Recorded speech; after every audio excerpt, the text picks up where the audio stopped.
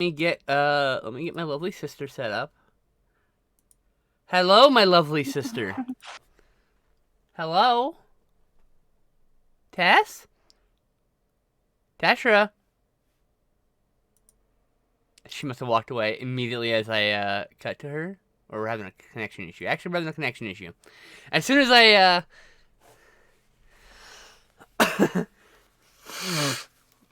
she's now just a bunch of circles. Waiting for her to come back. Sorry, chat.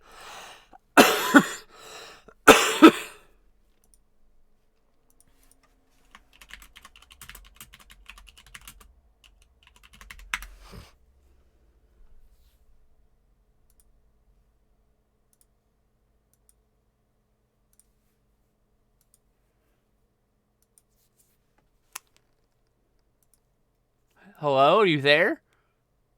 I'm here. Can you hear me? Hey, you're back. Finally, let me get you on screen. Of course we have a technical issue on the very first day back. Alright, you need to move your art, I'm guessing down? Wait, where's your hand? Oh, there we go. Oh, yeah, you need, no, other way. Now, towards you. There you go. Now move art left. Oh. Left. There you go. That'll probably be good. You're really close right now, Okay. so. Yeah, lack of table. You haven't been this close in the past either, to be fair. But that's alright. Legally Blind Gamer! Jocelyn! Yay! Everybody! Yay!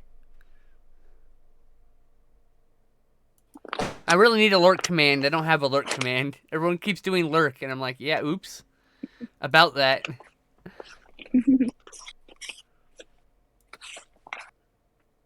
I keep doing the wrong angles for my selfies. I'm really bad at taking selfies myself.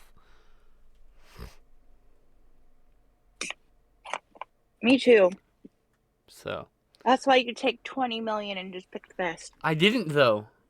I didn't. I just took the first one that looked not terrible. I mean, like blurry-wise. It turns out it's just a terrible angle. Ah.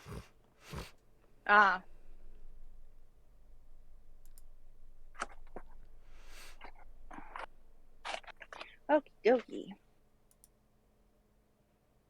I'm feeling owl-y today, so I'm going to try and draw an owl. Cool. We'll see if that sounds good. Out.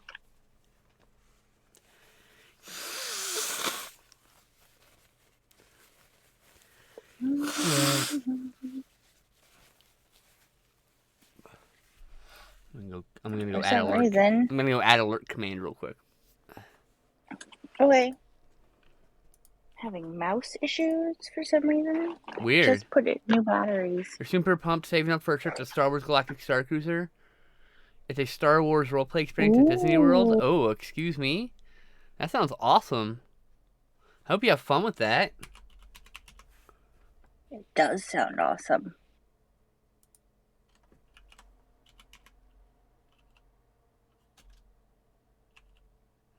I have no alert command. Alright, so custom commands, add new command. Oh, actually, one second. Before I do that, I need to look at the shadow command. That's what I need. No. Where's the... Time to draw. Oh.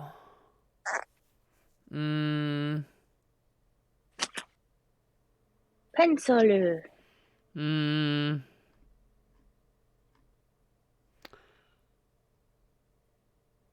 Advanced settings.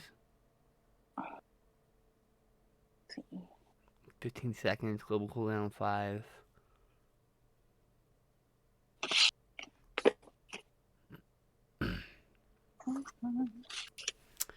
Well, this is going to take longer than I expected, so I'm not going to bother with it right now. But I do need to make an alert command.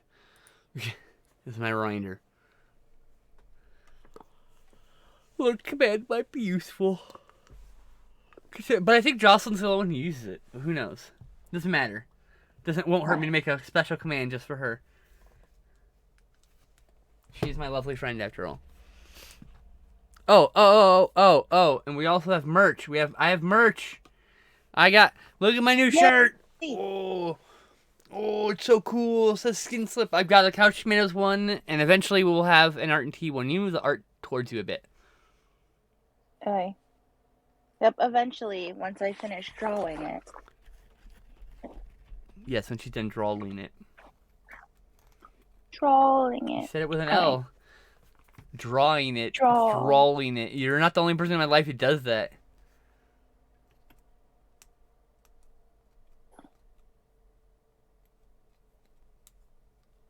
I may have forgotten how to draw in the past week. Speaking of drawing. How was your last I week? forgot how to do it. Busy. Eventful. Good. Exhausting. Did I you am still see all the recovering. cool touristy shit, Glenn? No, we only saw some of the cool touristy shit. I like how you only curse when I really curse. You don't really curse any other time. It's the best. Leaves. What's up? We did Kualoa Ranch. You did what? Waikiki. Kualoa Ranch, where they filmed Jurassic World. Oh, what about Jurassic Jurassic Park? Park? Okay, let's say. What about Jurassic Park? They filmed that too. It's also where they Yeah. filmed like part of Jumanji: Welcome to the Jungle and the sequel, Next Yep. Level. They also filmed part of Mortal Kombat there. They filmed anything. Anytime you see a tropical island, Lost was filmed there too. Anytime you see a tropical island, it's usually Hawaii. That one specific angle where you go through the valley with the helicopter, like yeah, in Jurassic Park. Mm-hmm. We got a picture. We went to places like I got a picture of the dock that was in Lost, but like it has signs on it now, and I mean a lot of things were filmed there. Pearl Harbor was filmed there. Oh, I mean, I imagine. Battleship. Oh, Battleship was so not good. But it was still filmed there. Oh, Kong Skull Island. Oh yeah, King Kong. Oh, there's a couple other giant monster movies also. Mhm. That's what we did Monday, and then Tuesday we went to Costco.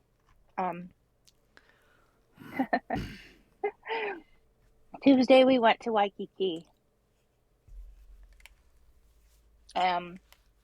Did fun things there. We did a little shopping. And then Wednesday we went to Iolani Palace and the Royal Mausoleum and the Dole Plantation. Ooh, that's cool. Mm-hmm. Where slavery still lives. Dole. Trademark. And then we went to Pearl Harbor on Thursday. Oh yeah. Did you see the sunken ship and everything? The little view thing?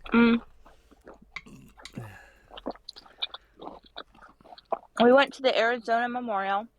Oh yeah, that's the one. Couldn't remember what it was called. Yeah, and then we went to the Missouri, which is like a big museum now. Yeah. On the inside. World War II ended. And let's see. And then we climbed all the way up to like I forget where it was, what we were seeing up there. I think it was like where they steered the ship from. And we went on the inside, they have like it's a museum, and so they have exhibits. So they have a Missouri exhibit, and then they have a World War II exhibit, and they have a kamikaze exhibit because the ship was hit by a kamikaze pilot, and he dropped his bomb into the ocean and it didn't go off. Oh, but no. it did. Yeah, it did hit the ship. That's wild. Yeah, and we went to the Air and Space Museum. Ooh, now that's my speed. That sounds cool. We saw. You broke up. What? Hello? Uh-oh. Back to not great internet. Forget. I got so used to you having good internet, and now you don't have good internet again. Hello? Are you back? Not yet? One. 1941, 44. Oh, you're back. Hey, in start over. Air and Space Museum. That's all. Mhm. That's then cut out for the Oh. entirety of speaking. Oh my gosh. So in the hangar that they had built, and it has bullet holes from the day the war started, still they never patched them up in the windows. Still has those bullet holes. That's pretty Yeah, wild. I'm sad That's that pretty I don't wild. have as good ear. Yeah. I was like, no, you don't have good internet. I forgot. We're back to this. Ooh. Yeah, I miss the good internet too. So yeah, we had a very, very busy 4 days with Glenn. And then we came back, and then we collapsed. Understandably.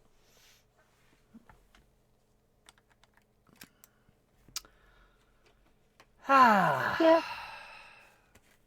we had a good time. That's good, at least. Gonna miss my cousin. Yeah, I'm sure. I mean, you know. It's like one of the people, like, as soon as you're gone and you miss them, it's like, Buck. Mm-hmm. Yeah. That's how I am with people I care about. I just, if I care about you and we hung out 5 minutes after you left, I've already missed you. It's like, that's it. It's how it works. Yeah, and we kind of got used to the dynamic of doing stuff together, and Yeah. yeah. And she was fun to talk to. Oh, and I taught her how to play, not that it's hard to teach her, Cards Against Humanity, and that was fun. And then she beat us. Nice.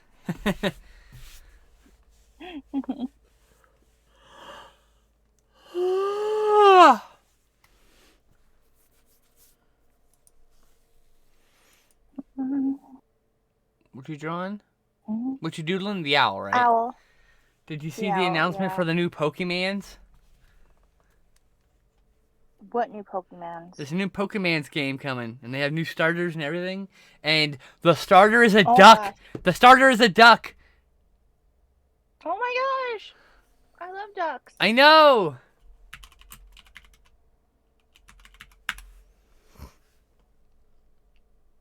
Let's see here. Let me see if I can find the picture. Oh yeah.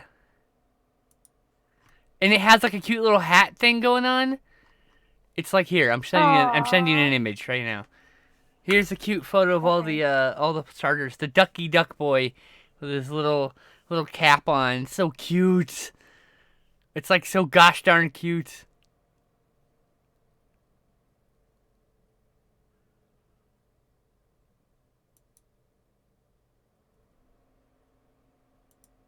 Hello? Oh.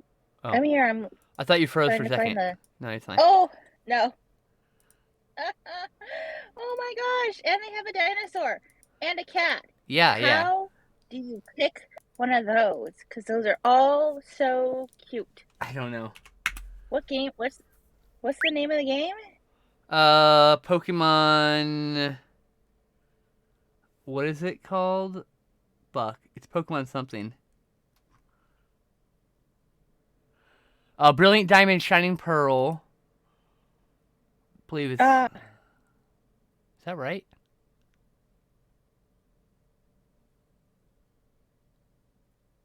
When was this posted? Ooh, I have 100,000 points. I could live here Oh, again. it's called Pokemon Scarlet and 100,000 Pokemon points. Scarlet, Pokemon Violet. Sorry, I was looking at a different game. Oh. Here, I will send you the trailer. Is this reveal trailer announcement? Reveal trailer announcement. Which one's which? Oh, UK. Okay, here we go. The copy link. Here you go. There's the trailer to watch later. But new Pokemon. Thanks, so And the fucking turtle later. is so cute. Oh my goodness. I'm so excited. I'm of course using the dinosaur. I mean, duh. Is it what It's a gator of some system sort. is it on? Is it gonna be on Switch? I think so, yeah. It's only a console, I think. Okay, cool. Yeah, it's Nintendo Switch. The one we both have. Yay! It's open world also, apparently. Oh, Look. nice. I just want a Pokemon game with all the Pokemon in it. And I want... That would this is be what I want. Pokemon Go. This is what I want. No. This is what I want. I want a Pokemon game, RPG Pokemon game, open world. I can start in any area, any region that's available at launch, right? Mm-hmm. And you level up your Pokemon. When you're done with that region, you choose the next region you're choosing, and everything scales with you level-wise. When you battle with other people, all Pokemon are set to level 15. That keeps people from like having level 200 Pokemon that they're battling a level 50 Pokemon with. Everyone comes into a battle equal level of like a reduced level. So like I just want, like, people are like, oh, you can only level your Pokemon up to a certain point. Like, well, take the cap away. It's just some mathematical formula that raises the values up as you go. You can go up infinitely. So why don't you just go up to like level 1000? So, by the end of your first region, you're at level 100. The next region, you're at level 200, etc. so forth, right? That would be the idea. And it's like playing multiple Pokemon games in a row. But, like, I don't know. I mean, you could totally do this on the Switch. I mean, like, it's so easy. Yeah. Anyway, steal my idea, please. Dear God, somebody.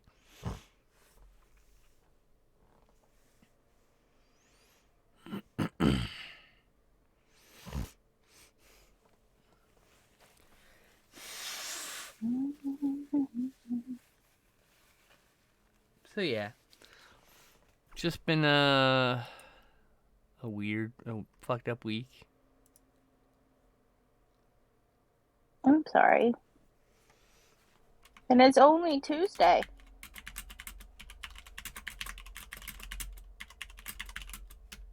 It is only Tuesday.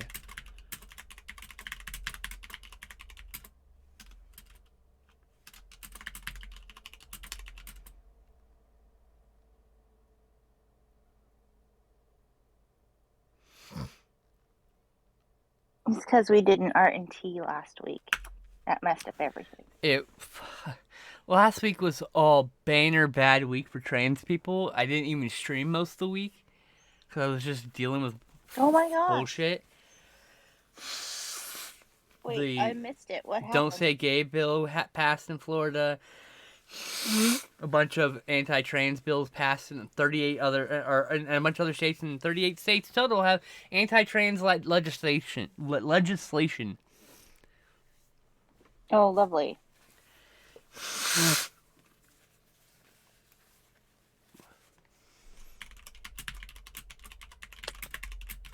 What is wrong with people? Just let people be. It doesn't hurt anybody. Oh, but they're protecting. They're doing the same thing they did in the 80s with homosexuals, and they're protecting the kids though. It's all about protecting the kids. We gotta protect the kids from those dirty trains. I'm the dirty trains. I don't even want to talk to your kid. Like, I don't give a fuck about your kid. Like, I don't want to hurt your kid. I just want to live my own life over here away from everyone else. Like, I don't get it. People suck. Yeah.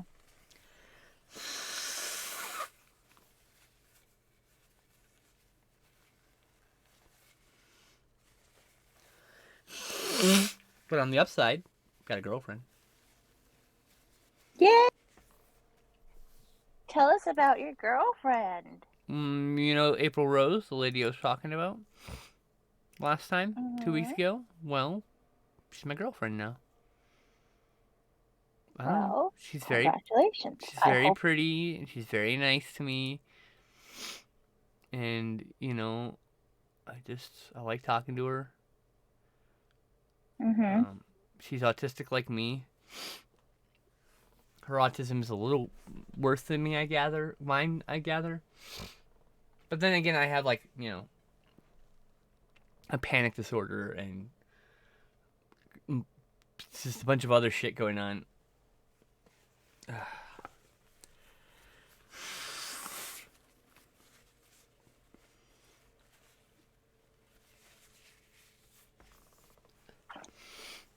Well, I hope you guys, or well, you ladies are very happy.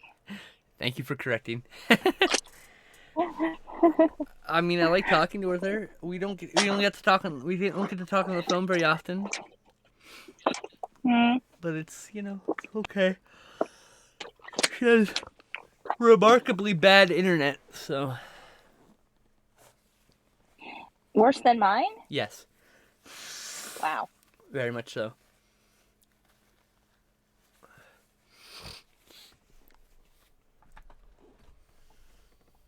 But yeah. That is remarkably bad.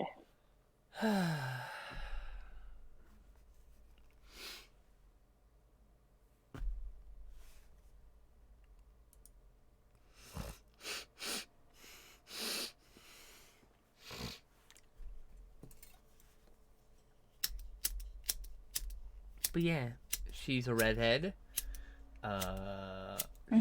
She's a trans woman, and she lives in Arizona, and she's been through a lot of trauma like me.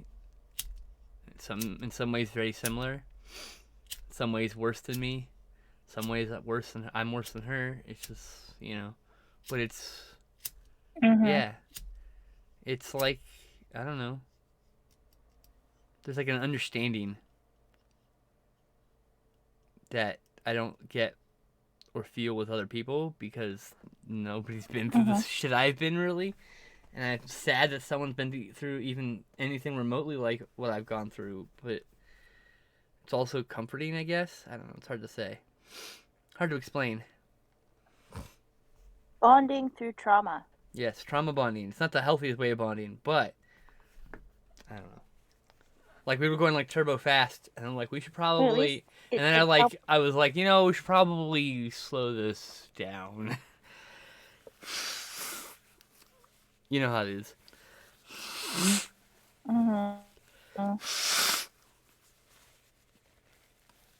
But yeah. You really mesh with someone. You broke up. No, you broke up. You're frozen. No. No. Oh, you're back. No. Yeah. Yay, I'm back. Yeah. It was like hardcore vibing right off the bat, and then it's like, okay. Well, we should probably slow this train down because we're like literally talking with the kind of familiarity that people who like talk about moving in together do, and I'm like, we need to back this fucking train up a little bit, get a little ahead of myself. It happens sometimes. So, but yeah, I got a girlfriend. She's really sweet to me. She's a good person. That's good. Sometimes she posts some shit on Twitter. I'm just like, I don't think this is the take you want to make. And I can just imagine we're all in a crowded room. She says some fucked up shit or some shit that I disagree with, and me in the background just shaking my head like, no. I'm behind her. She's talking to somebody else, and I'm just like, no. Yes, no. Yeah, I agree with that. She's right. No. That's not it. That's the way it goes. Aww. She doesn't mean any harm, so it's like I'm not. It's not like and she's never done like anything really awful. It's just she's like some takes people make. Like it's really easy to post with your emotions and say the wrong thing. That's what it feels like, and I'm just like, oh, yeah, I can relate to that. But I'm also standing behind her going, nope, that's not the take. That's just it's an interesting dynamic. Oh wow, what? Hello? You there? It's very loud. I'm here. All that is very loud noises. What happened? I hear everything you're doing. Oh, sorry. I just need a pen. Give me a second to grab a pen. Okay, I'm done. It was like Whoop. What? I can't hear you. There's a thunderstorm happening in my ears. Aww. I already have you quite loud, to be fair.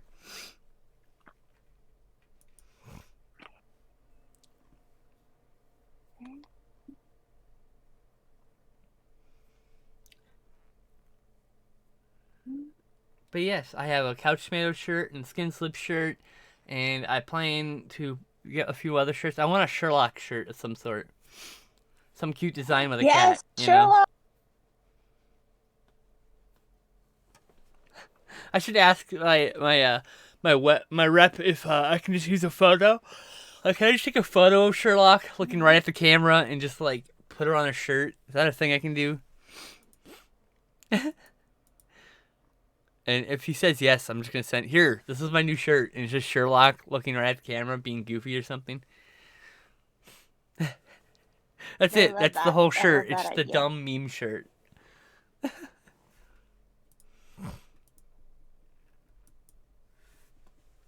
I do like me some dumb meme shirts. So.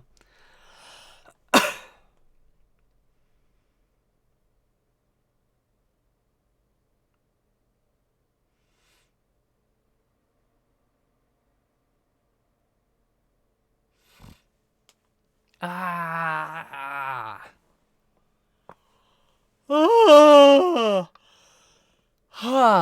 Jesus, sorry.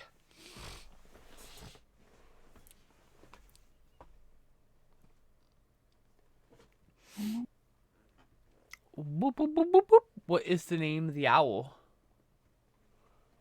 It doesn't have one yet. It's not Is it Blather's fan art? formed enough.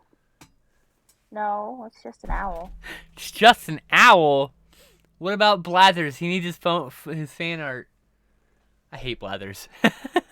Blathers annoys me. Oh. Well, it's not Blathers. Whoo! Yes, you're asleep when I need to talk to you. Please stop being scared every time I wake you. Blathers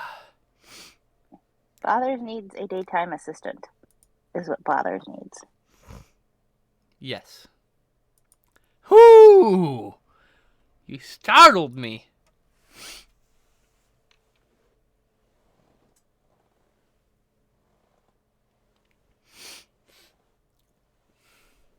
Are you making Swirly Owl? I am. Swirly Owl! Swirly Owl. I don't know why I keep yawning, but I keep yawning. Sherlock is around here somewhere. I think she's in my closet. She's mad because I brought her into the room with me. I went all the way upstairs and plucked her off the bed and brought her back to my room. Poor Sherlock. She's my lucky streaming charm. When she's not here, I have bad streams. I don't know why that is. Probably coincidence, but it's one of those things. We need you, Sherlock. We do need Sherlock. Mm-hmm. So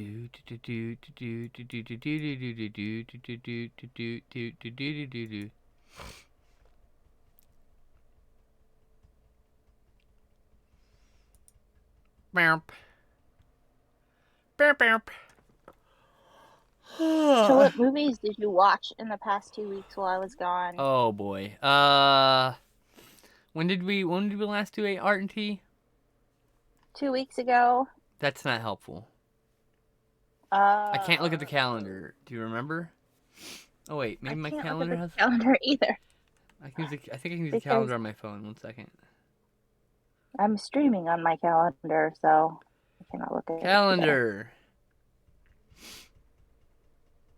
Let's see here. 2 weeks prior was the 15th, so from the 16th on. I need to know where to start. Ah, gotcha. I watched Snake Eyes, the new G.I. Joe movie. It was pretty fun. I watched that with Sarah. And then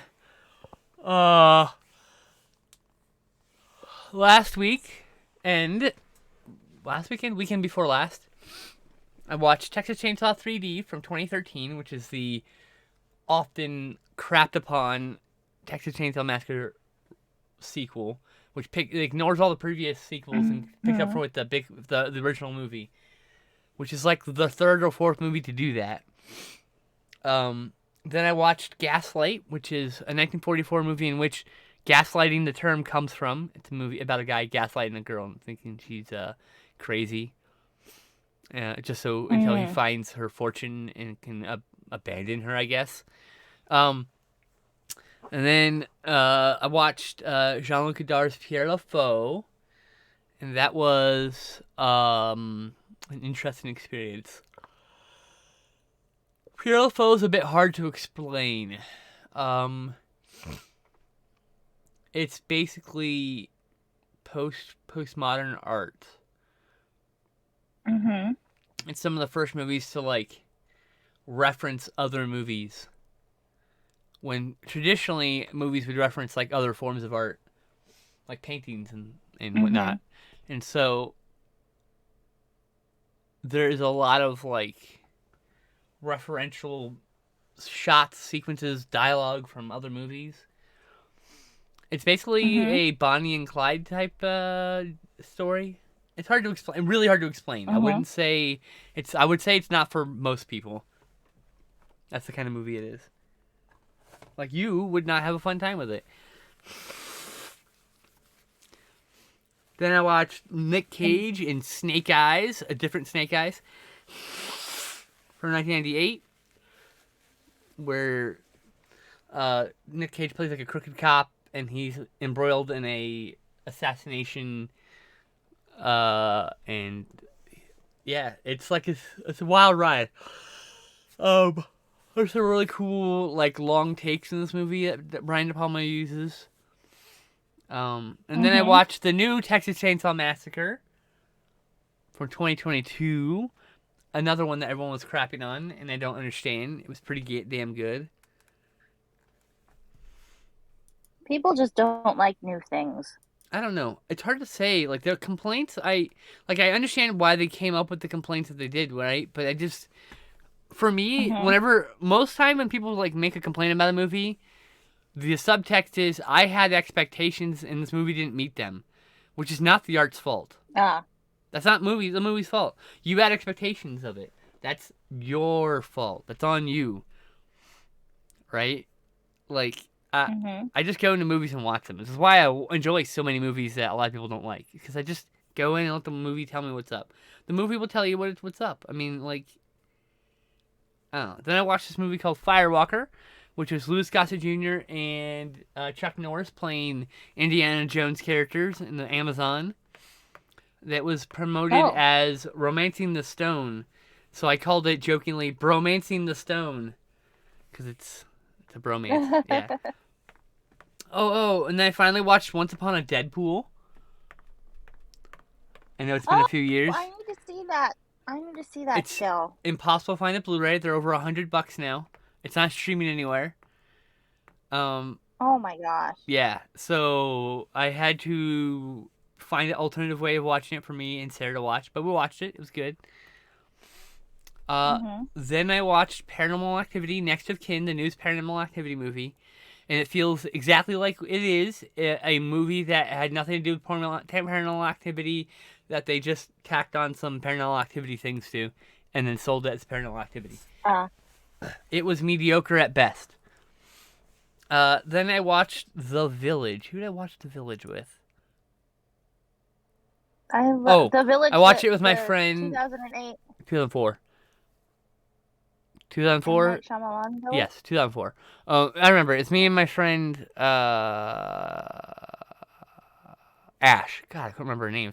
Their name. Damn. But yeah, I always enjoy this movie. I've seen this movie probably a couple dozen times.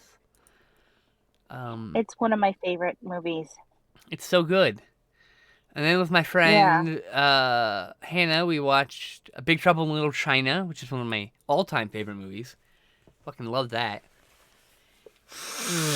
And then to another weekend, this last weekend, with Justin, I watched The Ghost in the Darkness from 1996, Val Kilmer and Michael Douglas versus some killer man-eating lions. It's boring.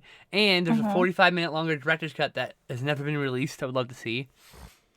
Then I watched this really great horror film called Antlers from 2021, which is about these people who live in a small town, Oregon, somewhere.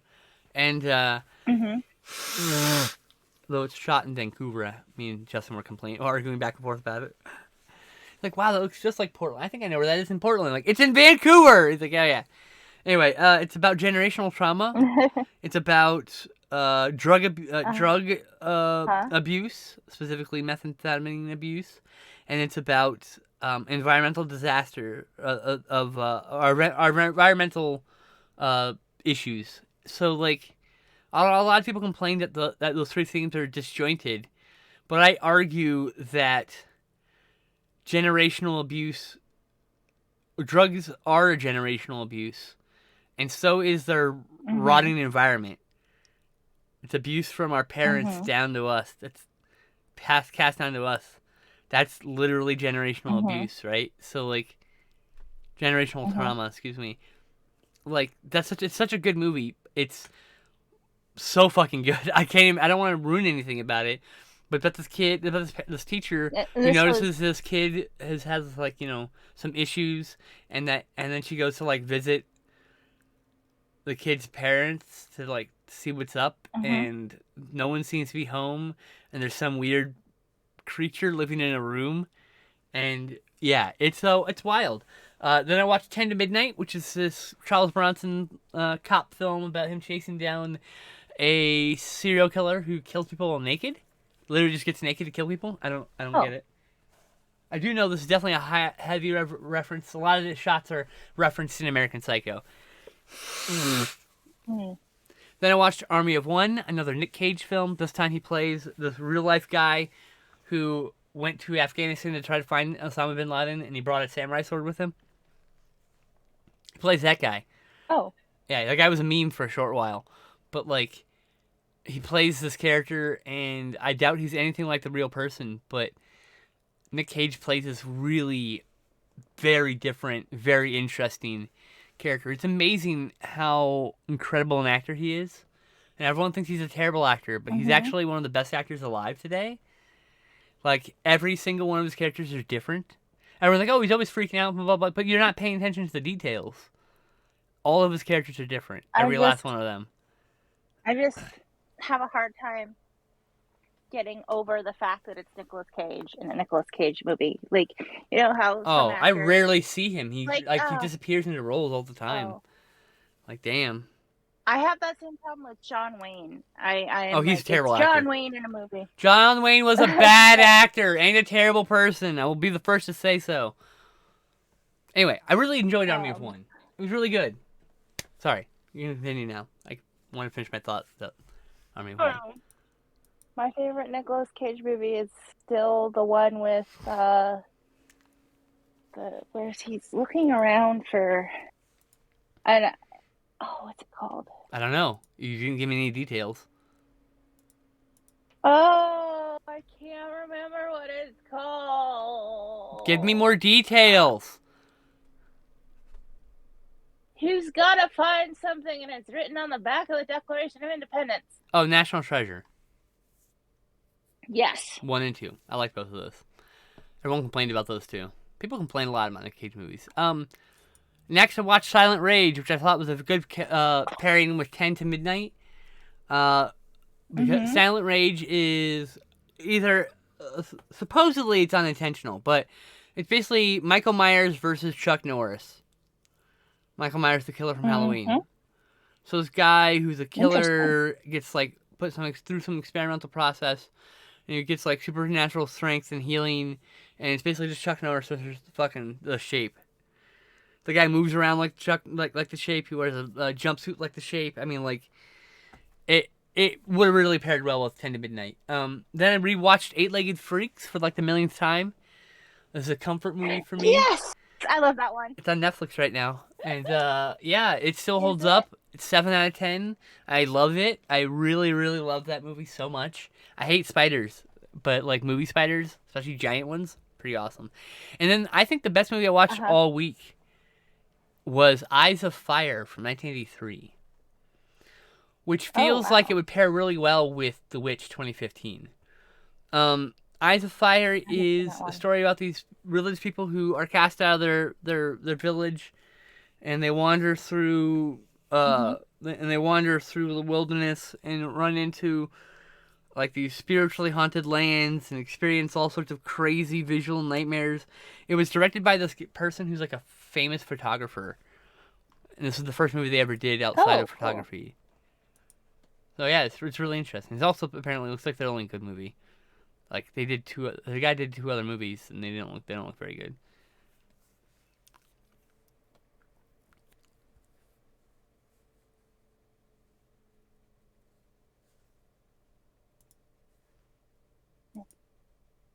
So yeah, that's what I watched in the last 2 weeks. Movies.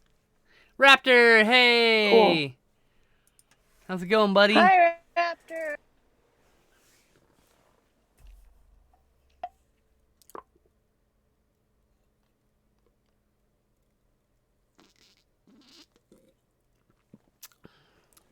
Ocha is snoring. When you go to the Galactic Star Cruiser, you board a tourist vessel known as the Halcyon, and you have to do missions for either the Resistance or the First Order. It's freaking cool. Like, freaking amazing. Wow, that sounds cool.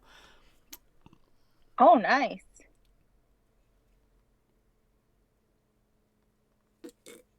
Sounds fun. Did you work morning shift, or are you 4th shift, Raptor? What shift are you? 3rd, 4th shift? What is up? Oh, it's 3 p.m., so did you work morning? I don't even remember what you do. I don't have recollection of these things.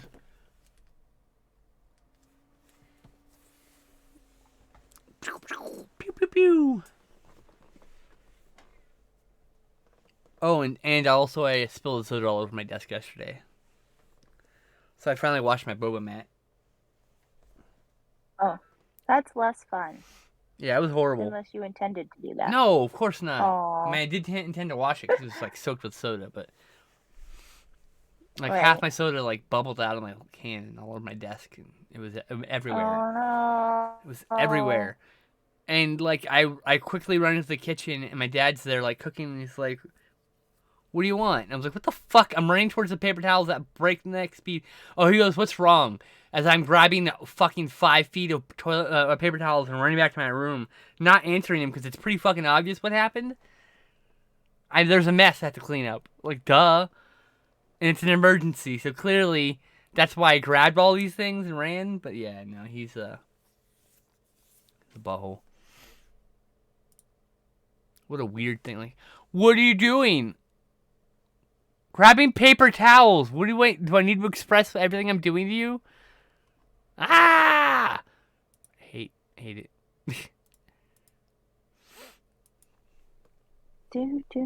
Eyes of Fire got a Blu-ray recently for the first, and it had been stuck on DVD for like, VHS for like 15 years, 20 years. Mm-hmm.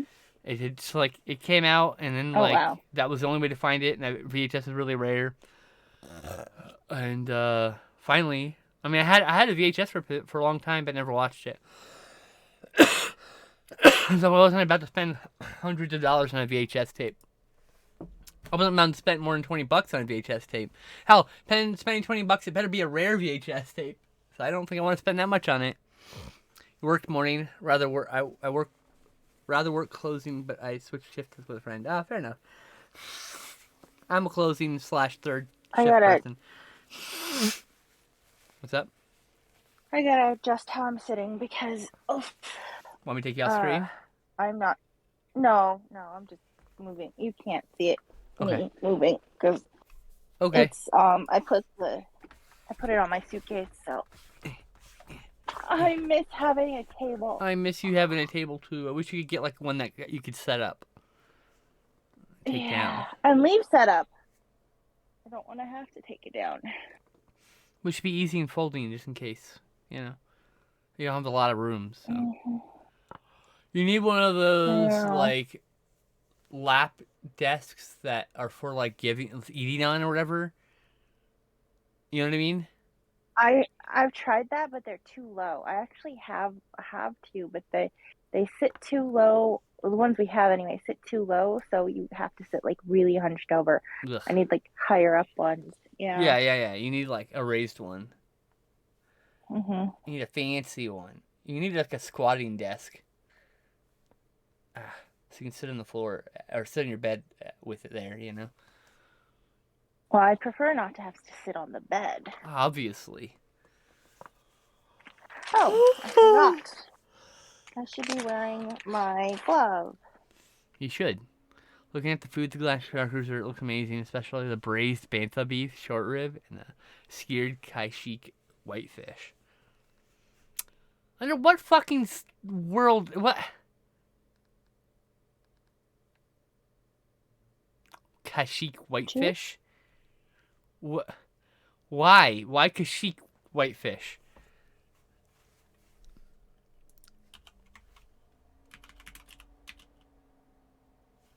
I think they're trying to be off-world. I mean, like, why not Mon Calamari whitefish? Is that too dark? Eating people from Mon Calamari? They are, since they're sentient fish people. Just baffles. Because the Mon Calamari are from the planet Mon Calamari, and so are the Aqualish, I think.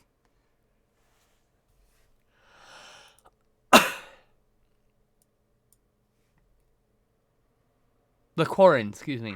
Aqualish is something else. Is that okay? Or is it too loud? What okay? Okay, the fan. I had to turn on the fan. It's No, I hot don't in hear here. Okay. Wait, what race is Jar Jar Binks? Because I think they should cook him. What? Jar Jar Binks. What race is Jar Jar Binks? That's rude. The Gungans. Why? Gungan. Why do you So want you to eat have- him? He was very frustrating. I guess. I didn't get why everyone hated him. I mean, he's a weird character for sure. I just felt like he was kind of superfluous too. He was the bubbling whole- sidekick. He took the place of C-3PO, essentially. You know, that's who he was in that movie. Like that character exists in all the Star Wars movies, just except the new sequel trilogy, I guess. But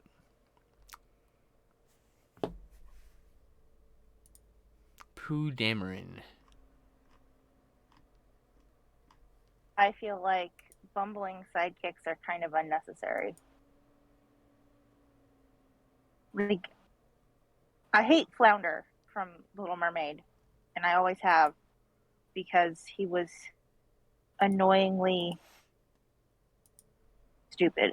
Like, I just don't like it that they bumble. I don't feel like they need to be bumbly. I think they could be smart.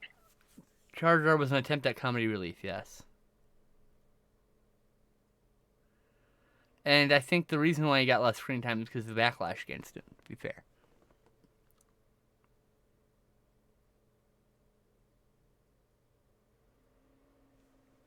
Like smart sidekicks.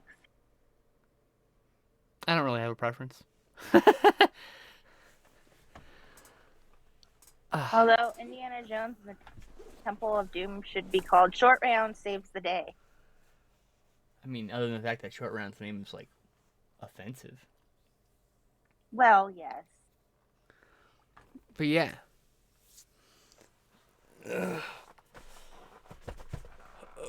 Like, they should just bring that kid back for the new Indiana Jones, which wrapped filming, by the way. Indy 5 wrapped. Wrapped yesterday, I think, day before. Still think it would be cool if Indiana Jones had a daughter. I mean, yeah, him and Marion Ravenwood, they should have had a kid. And honestly, I don't have a problem with Mutt. I think Mutt should return and maybe give him a real name other than Mutt. What a name. Yeah, we called you Mutt. Like, oh, what a shit thing to do to a kid. Like, fuck.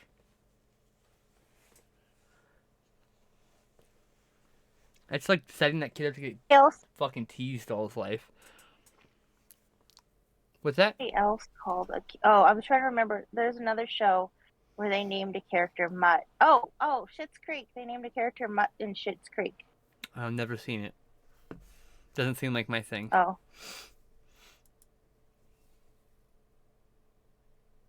Well, they named a character Mutt in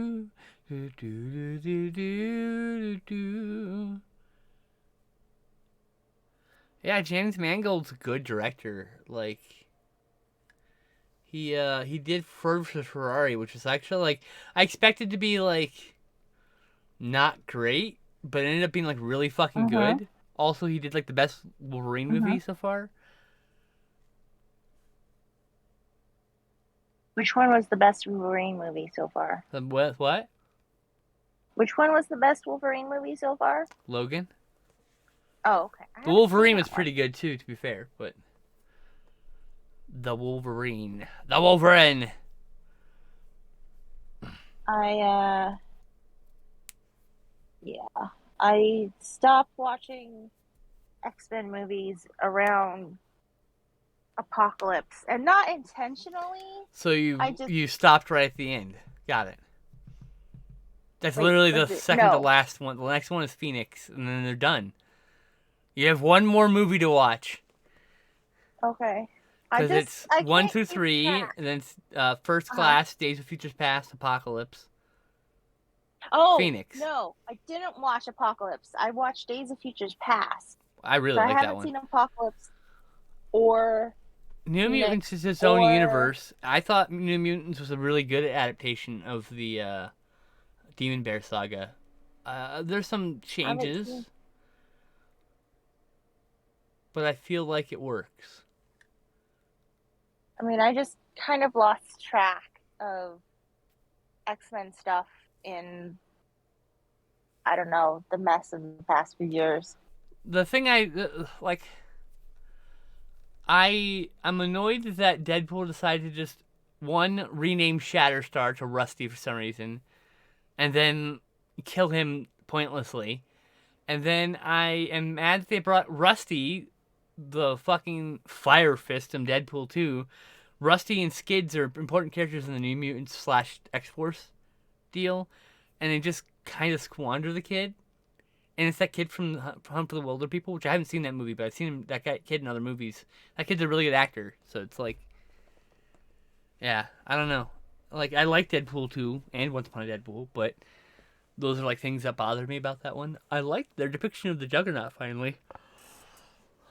Finally, they did I justice for the didn't Juggernaut. know. I didn't know who enough people were in Deadpool to really understand like the significance. I just Because want I a don't, director who knows what the fuck the characters are and doesn't want to fuck them up. And that's unfortunately not what we get normally. That kid was also in Godzilla vs. Kong. Yeah. I mean, he gets wasted in more than one movie, but he's a really good actor. He is going to be a star. He should be a star. He should be in like every horror comedy. The kid is so funny. That guy is so funny. I guess he's probably of age at this point.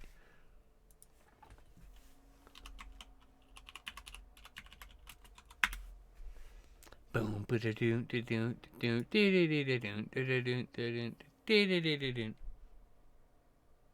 you guys can't. Julian Dennison is his name, and he's 19 years old. He was in Shopping, Paper Planes, Hunt for the Wilder People, both Deadpool 2 movies. Christmas Chronicles 2, he's Bell Snickle in Christmas Chronicles 2. I forgot about that. Oh my god. Was Rusty Collins actually called Fire Fist at some point? I'll be so mad. What a dumb fucking name.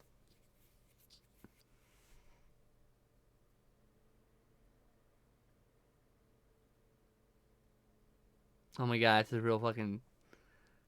Oh no, it's his real alternative name.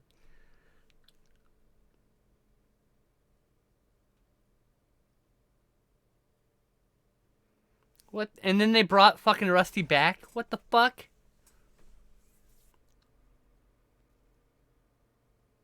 That's the name from the comic books? What? Rusty? Rusty. His name's Rusty. Yeah, Yes. he's part of a time. He's part of a duo with this former Morlock called Skids. That's Rusty and Skids. They were like buddies. Ah, I see. Maybe they were a couple. I'm not entirely sure. It's been a while.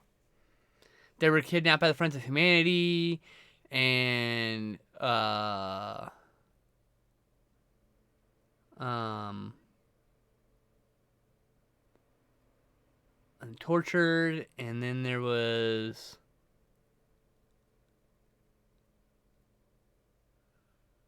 Let's see here.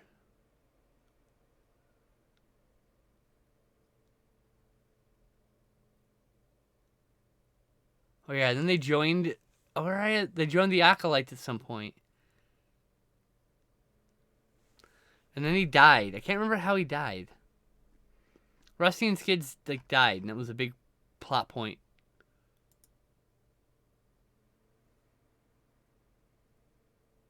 Can't keep track of anything that was ever in the comic books because there's just so much of it. It's just 30 years of like plot that I had to like hard time remembering. Yeah. Oh my god, Revolutions of Sunday. I'm so fucking excited. You have no idea. You thought Domino was well done? Yes, Domino was perfect in Deadpool 2. Perfect. Domino was perfect. Bring that lady back. She played Domino so well. And the way her Domino's powers were depicted were great. My problem with those movies are oftentimes the people who are directing them aren't hardcore comic book fans. And so they don't have a respect for certain characters. So, like... He was lucky, right? Or they don't have an understanding of certain characters. So, like, at some point, Juggernaut's running, and Colossus just, like, throws him or hits him or something, and like, it stops him. And I'm like, that's not the way that works. He's the unstoppable Juggernaut. He cannot be stopped once he's moving. He is not a mutant. He works by magical means. So he literally defies logic of, like, physics. Second, there's a character called the Immovable Blob. He cannot be moved. He can literally, like, attach himself to the earth. He can't be moved. So if the unstoppable Juggernaut were to charge the Immovable Blob, there are only two options physics allows. One, when they hit, Juggernaut will stop dead in his tracks and Blob will go flying, thus proving they're both wrong. Or Juggernaut will deflect off the Immovable Blob and take his inertia elsewhere because he's unstoppable, but he won't stop, thus proving their names both accurate. Those are the only options that exist. People picking up the Blob piss me off. The whole point about the Blob is you can't pick him up. People stopping the Juggernaut pisses me off. The whole point of Juggernaut is you can't stop his movements. Yes, I know Hulk is equally as nerfed in the movies. Yeah. And you know what's funny? I didn't know that the Vanisher was Matt Damon until I went and looked up the cast list and went, "Holy fuck, it's Matt Damon." But yeah, the thing about the Hulk is, when you really understand the Hulk, he's terrifying because you can't stop him. I mean, you can suffocate him. It's the one thing you can do that can make the Hulk pass out. You can gas him, you can suffocate him. That's been proven. But, like... Can he drown? Yes, but he can also hold his breath for a really, really, really long time. If you, because he has giant fucking lungs and stuff. And so, right. If you hurt the Hulk in any way, he just gets angrier. Oh, it's Brad Pitt. Sorry, not Matt Damon. Brad Pitt was the Vanisher, not Matt Damon. My point being, I can't believe he played that role, only to be seen for like a split second during his death. But yeah, like, the Hulk is truly terrifying because you can't stop him with like a nuclear bomb. You can't blow him up. You can't do anything but calm him down or maybe gas him if you're lucky. You know, if he doesn't jump away or fuck you up while you're trying to gas him or hold his breath until you run out of gas. Whatever, you know, there's a lot of things. But, like, the idea that the Hulk can be, like, gets physically larger, physically stronger, and, like, harder to kill the more you hurt him is kind of scary. That's like that's the kind of character when, like, Superman punched him and knocked him out. I was like, that's bullshit. I was reading the Marvel vs. DC comics back in the day. Literally, 13-year-old me's like, this is bullshit. Superman would lose versus the Hulk. I mean, like, Superman, like, the Doomsday is basically the Hulk from DC Comics, but, like, not as good. Like, Doomsday can't beat the Hulk. I mean, the Hulk technically can't beat Doomsday either. They're both, because Doomsday dies and he regenerates and you can't beat him the same way. That's his whole superpower. Which is why Superman flies him into the edge of time and buries him into the edge of time where he turns to stone and can't escape. It's called Source Wall. That's what it's called, the Source Wall. The Big Bang happened, and the ever-expanding edge of the galaxy is called the Source Wall. And so, if you take something and you embed it, if something gets stuck in the Source Wall, it can't come back. So Superman took him through the Source Wall to the other side, threw him through the Source Wall to the other side, so he can't come back. That's it. That's what Superman would have to do with the Hulk. That's literally what Superman would have to do to the Hulk. Because Superman couldn't beat the Hulk. How and not get stuck in the Source Wall? What's that? How does Superman not? He didn't go in the Source Wall. He threw Doomsday through the Source Wall. He's stuck in the Source Wall, and Superman is not. Gotcha. I mean, a few things have penetrated the Source Wall and come back. People in the Speed Force seem to be able to do things like that, but they don't also use our universe to travel. Essentially, it's kind of weird. Speed Force is this field of energy that exists everywhere, and it's the thing that makes Flash move so fast. He basically becomes partially energy, and just kind of runs super fucking fast. It's like a lot of things in that Marvel vs. DC, like the 90s one, I really thought like were good matchups. Batman and Captain America would definitely fight until both of them were exhausted and someone made a mistake. That's how one of them was going to win. Like, and either one of them could win because they're both at the height of... I feel like Captain America should win because he's at the height of physical... height of a physical, performance a human could ever be. And at best, Batman is a Olympic level athlete. But like, Batman also has gadgets and higher intelligence, so it's like it's a really interesting and even match. Anyway, I talked too much about fucking 1990s Marvel vs. DC. I apologize. Like, I want to rant there. Oh, but what about Batman versus Tony Stark? Pulling you back in, because they're also both really smart and have gadgets. Tony Stark wouldn't last a chance? They're a different kind of intelligence. Tony Stark is an inventor, and Batman is a tactician and a detective. So even if, say, he loses the first encounter, he'll never lose another encounter with Iron Man ever again because he'll keep EMP something in his pocket, in his belt. That's how it works. Yeah. Like, the reason why Batman is so good is because he's smart enough to think so far ahead that he's prepared for most eventualities, which is why he's so hard to beat as a supervillain.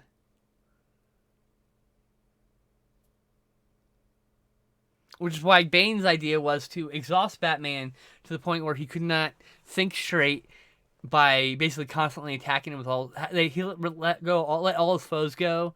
So Batman was like exhausted trying to round everyone back up into Arkham. And yeah, that's why Bane is so scary, because he's as smart as Batman, but he's also super strong. No gadgets though. Anyway, like I said, I've rambled about comic books way too much.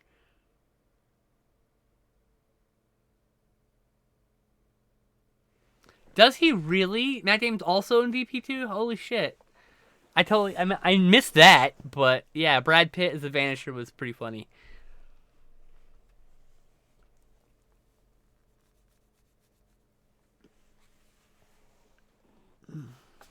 Like I said, I'm sad that they didn't let Shatterstar just be a character. Instead, they're like, hey, look, he's apparently stupid and he's gonna just fly right into these helicopter blades. Boring Info Guy, hi! I hope you had a fun time in Hawaii, my friend.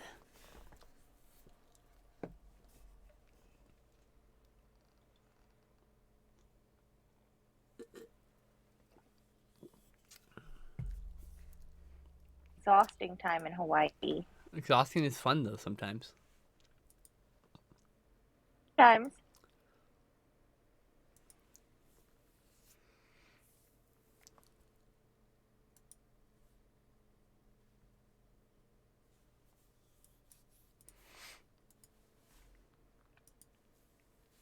You did have fun. Well, good. I'm glad. Very glad to hear that.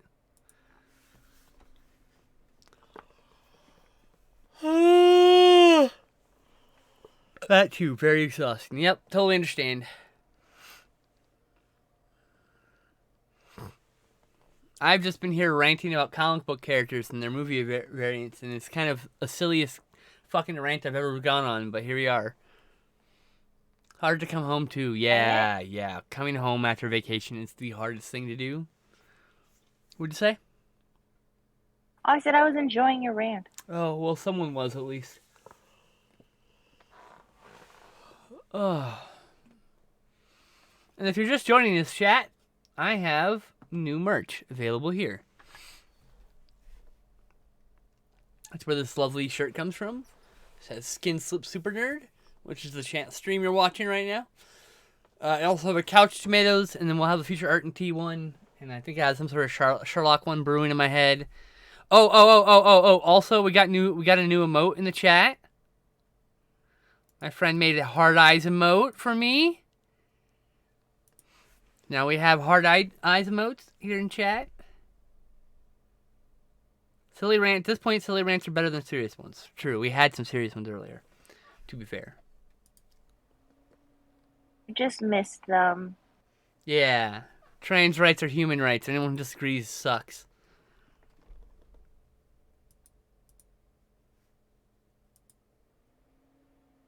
And not the fun kind of sucks. The annoying kind of sucks.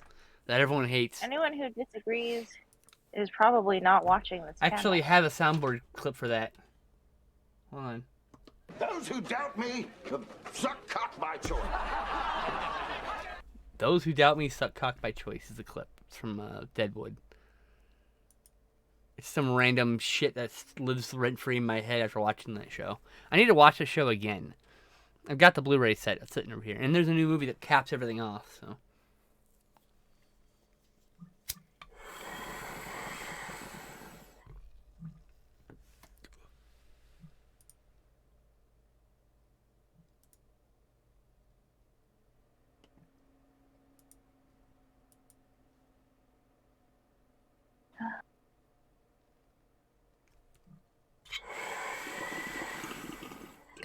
What you doing, meow meow?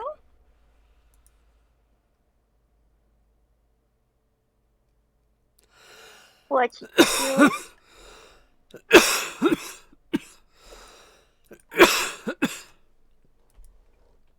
Are you eating Loki's food? Oh, Ocha's eating Loki's food. Ocha, that's not your food, babe. Oh, Ocha baby, stop. Leave my other baby alone. He's under the bed right now. Oh, poor Loki. He's such a good boy. He doesn't know he's just bad. He doesn't understand. Hi. You have cat sand in your tail, kid. Ew. Ew, indeed. Sure, like it's fucking poo rocks, they call them. Basically, same thing. Poo sand all over my bed. And, like, she cannot clean her paws for shit, so. She's tracks everywhere. Yeah, Ocha's getting worse and worse about cleaning herself. It's really hard having two cats that don't know how to groom. Well, Ocha used to know how to groom, but it's really hard having two cats that can't groom themselves. Yes, I have 2 of those now. And then I have poor Thumper who can't groom his back legs, so we have to groom them for him. Poor Thumper.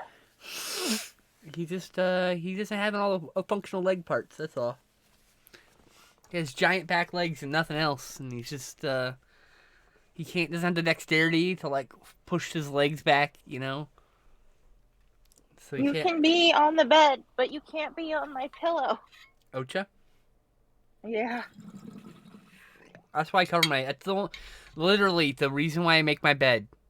The reason I make my bed is because the cat will walk with her poo rocks all over my pillow.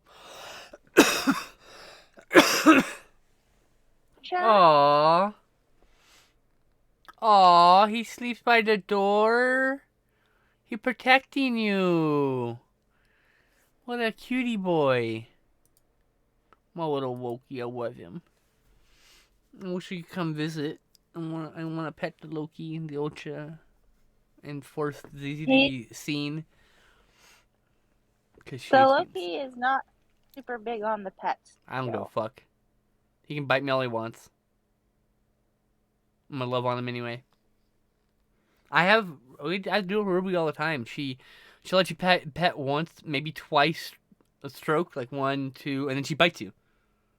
And I dodge the bite, and I pet her again, and she gets angry, and then she like runs away, and then she runs back, and then we do the cycle again. She doesn't, for some reason, she's just really skittish. So. He does not hold back at all. He bites with his full force. Oh yeah, so does Like, Ruby. I have scars. I have fucking scars on my arm from when she clawed me. I can't. It doesn't show up very well. I have like literal wounds on my arm right now because she clawed the fuck out of me. And she clawed the fuck out of me, and they were deep, deep wounds. Oh. She dug into my, like I saw her claws dig into my flesh.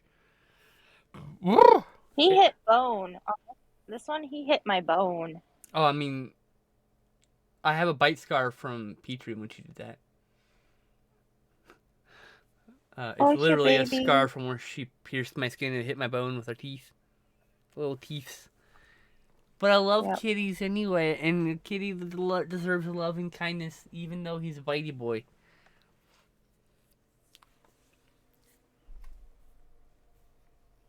But at least he's got good people taking care of him, you know? That's all that matters. Try. Well, he's alive and he's healthy, so I think you're doing okay. You know? Well, he's not healthy. We have to catch him again to take him back to the vet. Oh, no. What happened? He still has a heart murmur. That didn't... Yeah, that doesn't go away. That's a lifelong thing, I have to tell you. As someone with a heart murmur, I will tell you.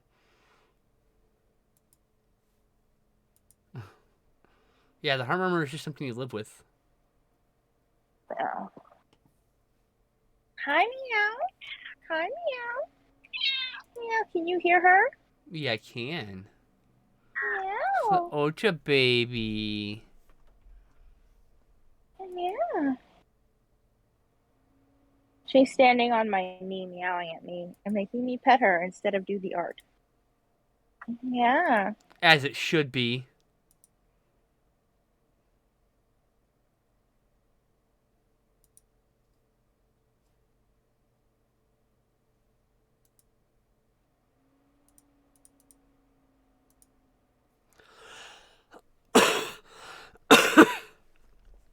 I just ran over to my friend's chat real quick and spammed some heart emojis at her.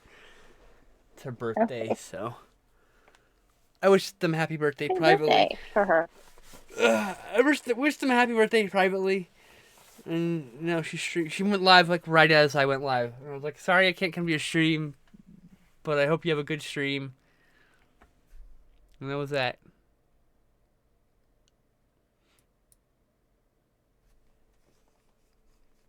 But yeah. Yeah.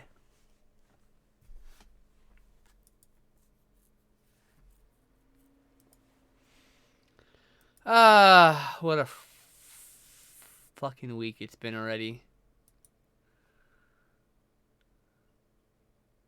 It's only Tuesday.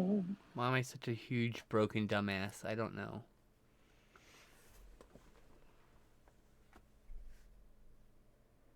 Patting Ocha, and no, you don't get drink tea while doing so. That's great.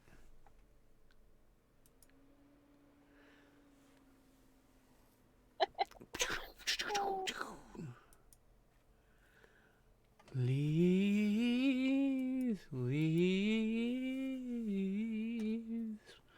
Oh, that song stuck in my head. Are you coming in? Won't it be? Sorry, it's a new song by Children of the Sun called Leaves. And it's just like, the chorus. I don't know any of the words 'cause it's hard for me to hear the words, but it's so good. And it sounds so good. I totally forgot to button my fly up. 1 second. I do do do do. I do do do do do do do. It's stuck in my head. It's stuck in my head.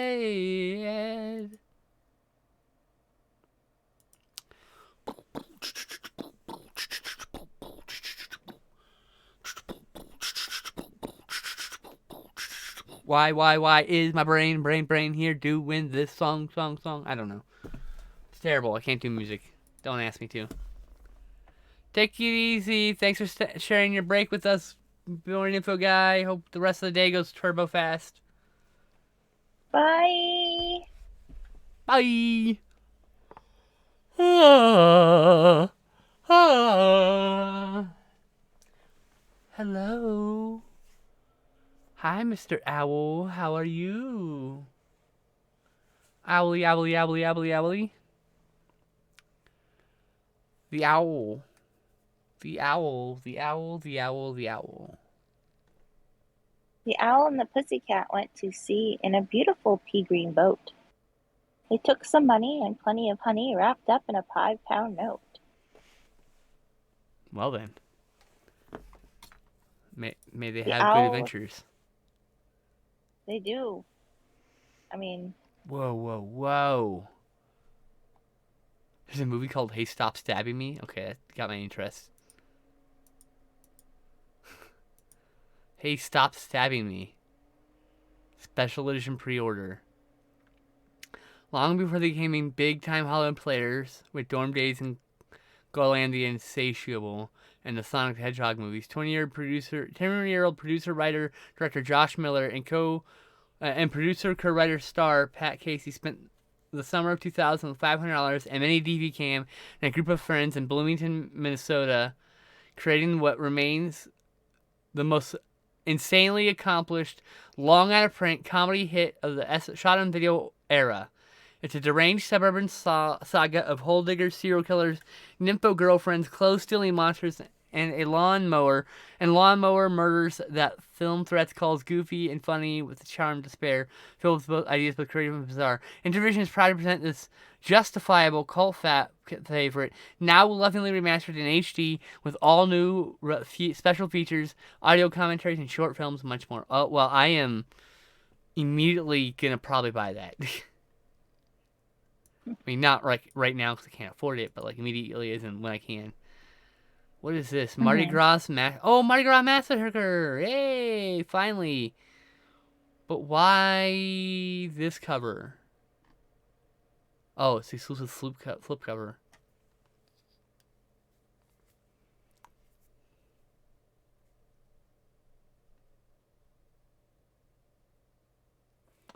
In his final masterpiece, Jack Wise delivered a filth-fueled, disco-drenched, gore-soaked epic of butchered hookers, hard-boiled homicide cops, and a prissy psycho with an Aztec sacrifice fetish that remains a once-in-a-lifetime sleaze experience. Well, that sounds perfect.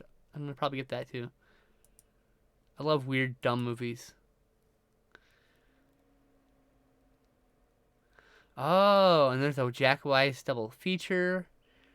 Cryptid Dark Secrets and Death Brings Roses. Are these porn?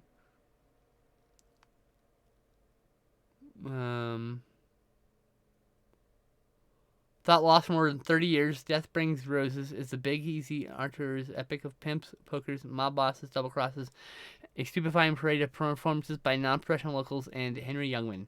Real life Hollywood tough guy Scott Brady and Hermione Gringold co-starred in this French Quarter crime epic. Walks the fine line between Harley. Okay, well, it doesn't sound like porn. But also it's a double feature of movies, so I'll probably pick that up because it's good. Because I like double features a lot.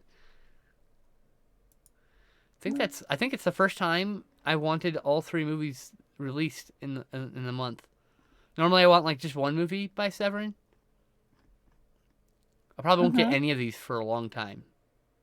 I mean, I'm probably actually going to pick up Hey Stop Stabbing Me.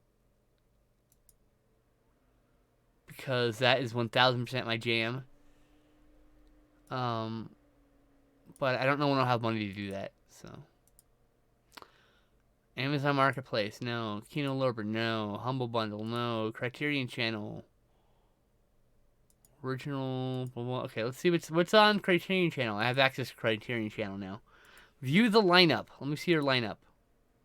Continue to cite. Okay. Pre-code Paramount, which a bunch of pre-code noir films. The Gospel According to Paolo Pasolini. Yes, butchered that name. Arabian Nights, The Decameron, Mama Roma, Canterbury Tales. Interesting. Bunch of foreign language Oscar winners, including Rashomon, Gate of Hell, Estrada, Mon Uncle. Oh, cool. I need to see Mon Uncle. Black Orpheus, another one I want to see. The Virgin Spring, Through a Glass Darkly, 8.5. I need to rewatch 8.5. I watched it, but then, like, immediately forgot everything in it. Not like it's not worth watching. It just, my brain was not ready for that. The Shop on Main Street, Closely Watched Trains, War and Peace, Amarcord. Ooh, Amarcord, yay! Dursu Uzala, The Tin Drum, Mephisto, Fanny Alexander, nice.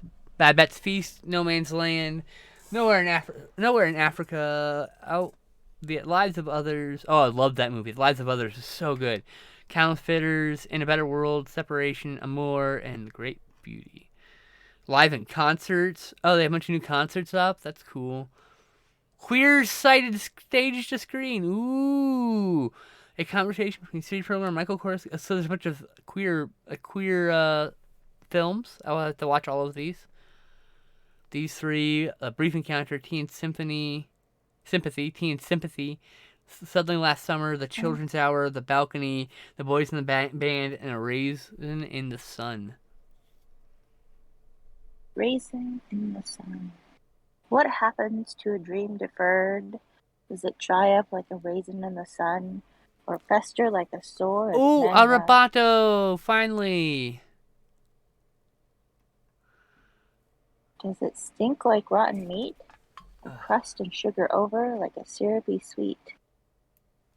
Maybe it just sags like a heavy load. Bull Durham, nice. Nice. Design for Living, explode? One of my favorite fucking movies. My favorite part about Design for Living, and why I think everyone should watch it, is it is one of the few films in which polyamory is presented in a, one, it's positive light, two, the relationship does. The problem with polyamory in movies is that 9 times out of 10, the relationships at the end in heteronormativity, which doesn't genuinely happen for people. Meaning there's one guy, one girl, right? It doesn't generally happen for people who are polyamorous. When we break up with people, we find more people eventually. It's like a thing. It's like, I don't know.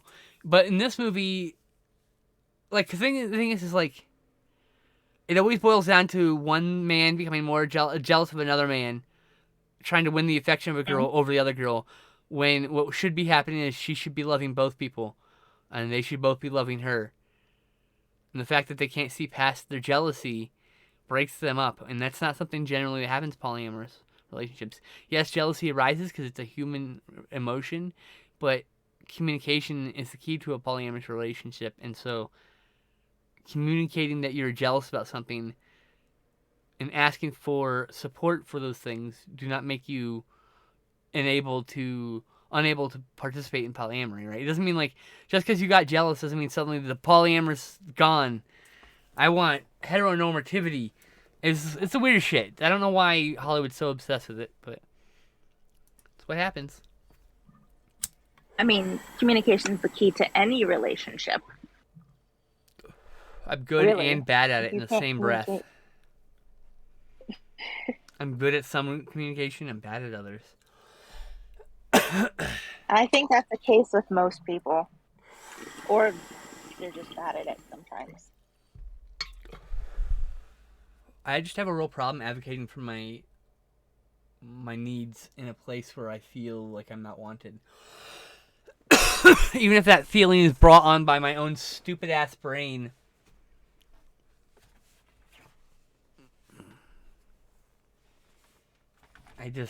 Yeah. A lot of my issues are trauma related, and that's the problem. And trying to overcome them is a struggle of a daily amount. It's a daily struggle. You need to move the art a little bit to your left.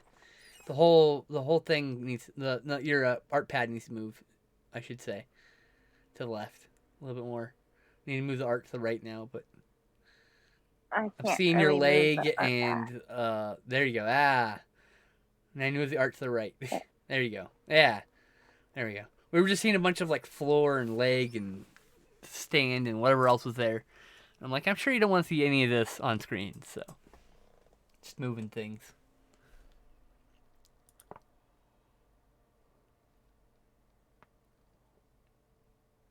Sure why I decided to stipple the feet. Always seems like a bad move.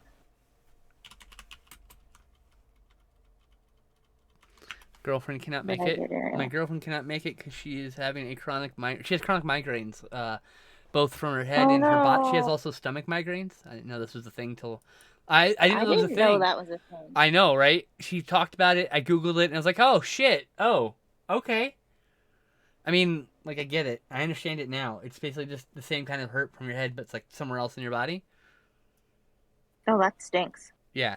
So yeah, I feel bad for her. But yeah, she has like I said, we bonded over a lot of things, including the fact that we both have mornings full of nausea and vomiting frequently. We have similar issues of waking up with stomach issues. So, yeah, you know, she's a good being. She's definitely had a harder life than me. She's younger than me by only a couple of years. 35, I think. 34. 30, 30? Somewhere between there. In the range between 30 and 35. I can't remember. Because I don't remember numbers well at all, ever.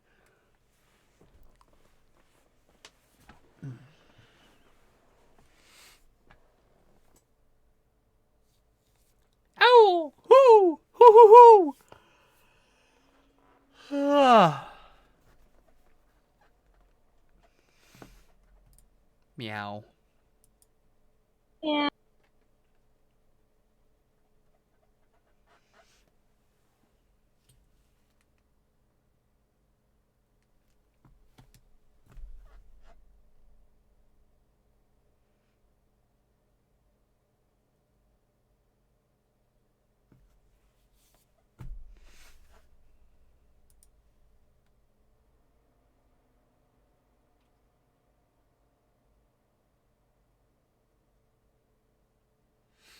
Sorry, got distracted by thoughts.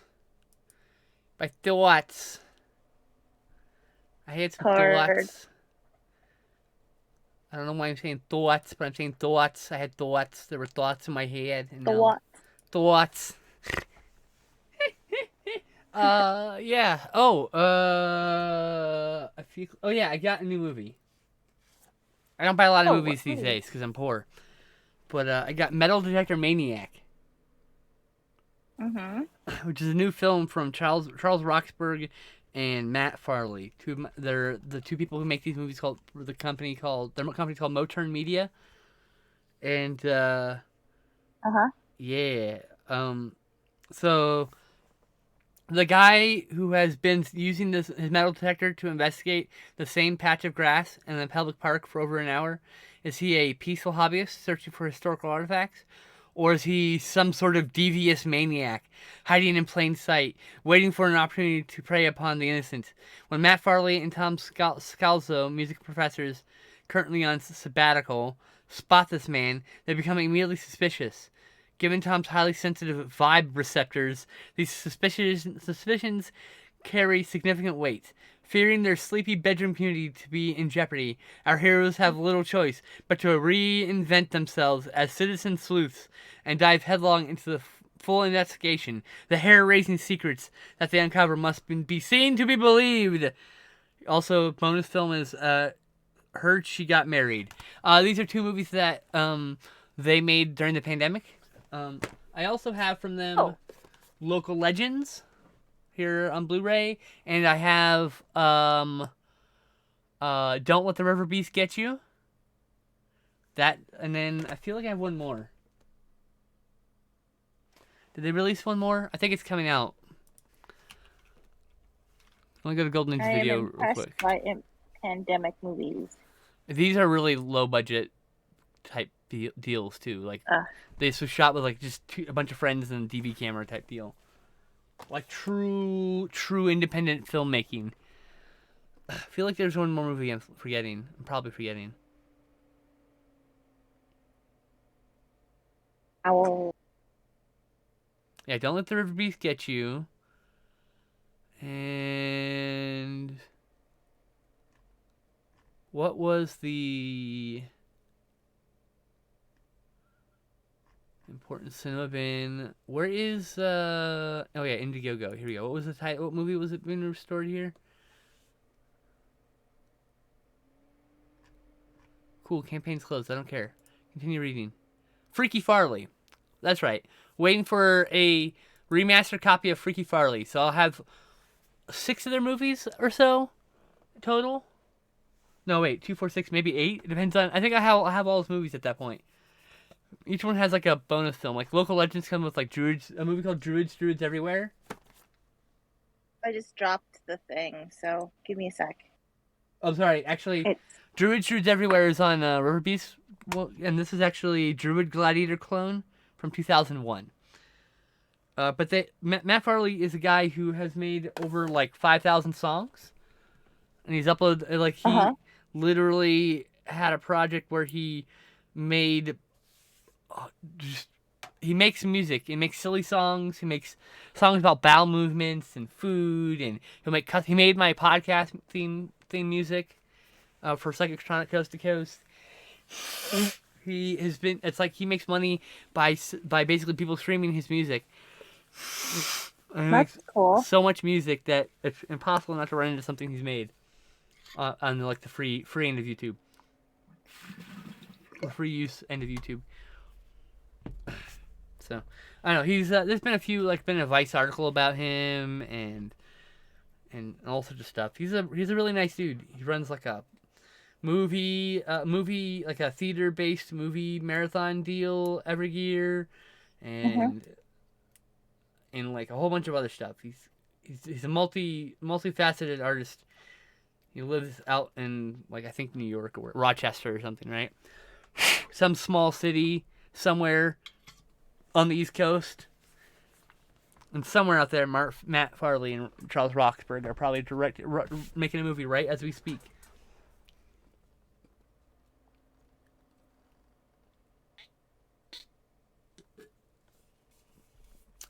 Slingshot Cops? Also Slingshot Cops. It has Slingshot Cops also. Slingshot Cops is great, though. That was a parody of cop movies, but instead of guns, they use slingshots. Hey, JL, how's it going, buddy? Like a very simple premise. They're cops, but they use slingshots. It'd have to be a good shot to be a slingshot cop. Hi, JL.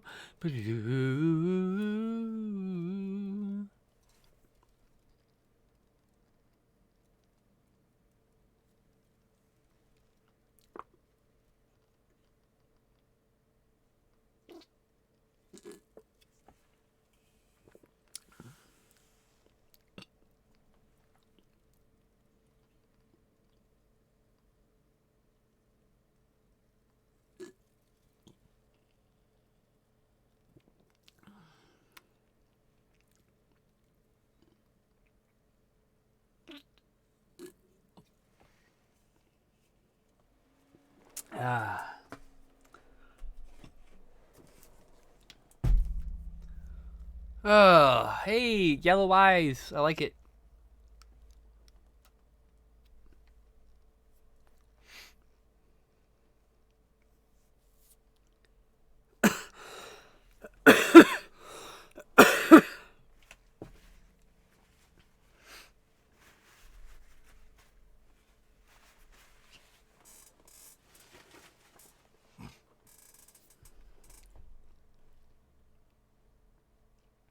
But yeah, I like movies. Movies are cool.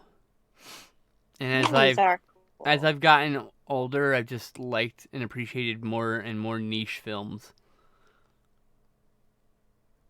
I appreciate hard work that goes into making a movie, even if it's not a good movie. It's kind of a weird thing, I know.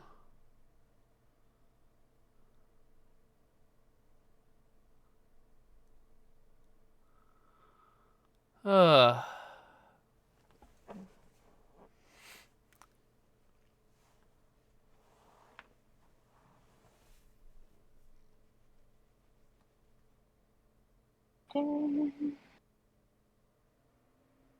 Do you have anything for 100,000 points? what? Do you have Oh, I meant 100,000 points? 100,000 skin tags. Yeah. Wow, holy shit. You might be the person with the highest points in my chat, like in general, overall. I wish you could see how many points everyone had. It is not within my purview to see the points people have. Mm.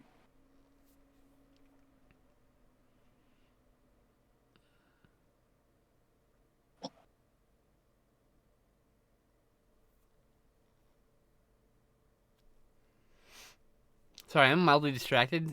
I'm done. I'll be done in a second. I apologize, chat. Um.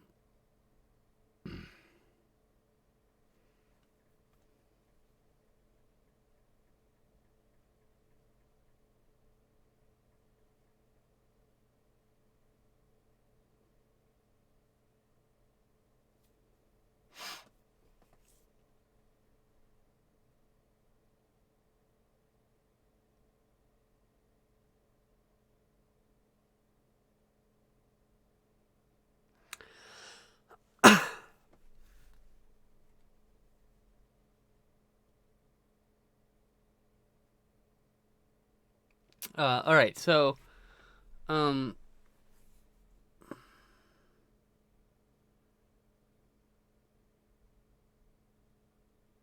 Oh, I I had a thought. Our mandates end this Monday, so that should be a sign. It's not a sign at all, jail. What do you think's gonna happen? Do you think COVID's over?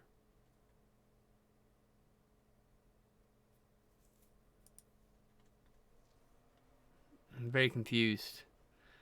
They dropped the mask mandates because fucking money, not because it's safe. That, They literally just like you can literally look at the old chart where they say this is the level of why we have to wear masks, and then the new chart is the same value, but they just changed the color and said you're okay to wear masks now, even though you shouldn't be. You know when you should be allowed to not wear masks anymore when COVID's over.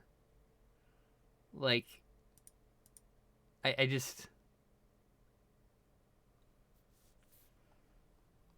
it just baffles me. I don't understand people. I just don't get it. Like, it's like, yeah, okay, we're getting 10,000 cases a week or whatever, but like, yeah, sure, let's remove the mask mandate. That sounds like a great idea. Fucking roll my eyes at that nonsense. But good luck, jail. I hope you stay safe, dude.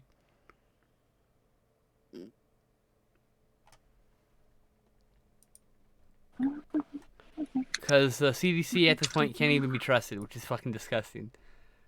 We were talking about trusting the CDC over the president, and now it's just like, oh wait, now the CDC's in collusion with the president. And it's the same shit with a different leader. New York City has that mandate now, and yeah, I know. I'm keeping the mines on. And when we shut down again, I'll take my government check again. Like the thing is, it's like, it's so ridiculous. It's like, I just, this could have all been over if they just paid for people to stay home and just bit the bullet. But things start to get. They don't tax the rich enough, so they can't afford it. What's that? Well, things start to get a little bit better, and everybody's like, "It's better. We can stop doing all the things," and then it gets worse because because they stop doing the thing. Out. Yeah, because they're not sticking it until it actually goes away. Mm-hmm.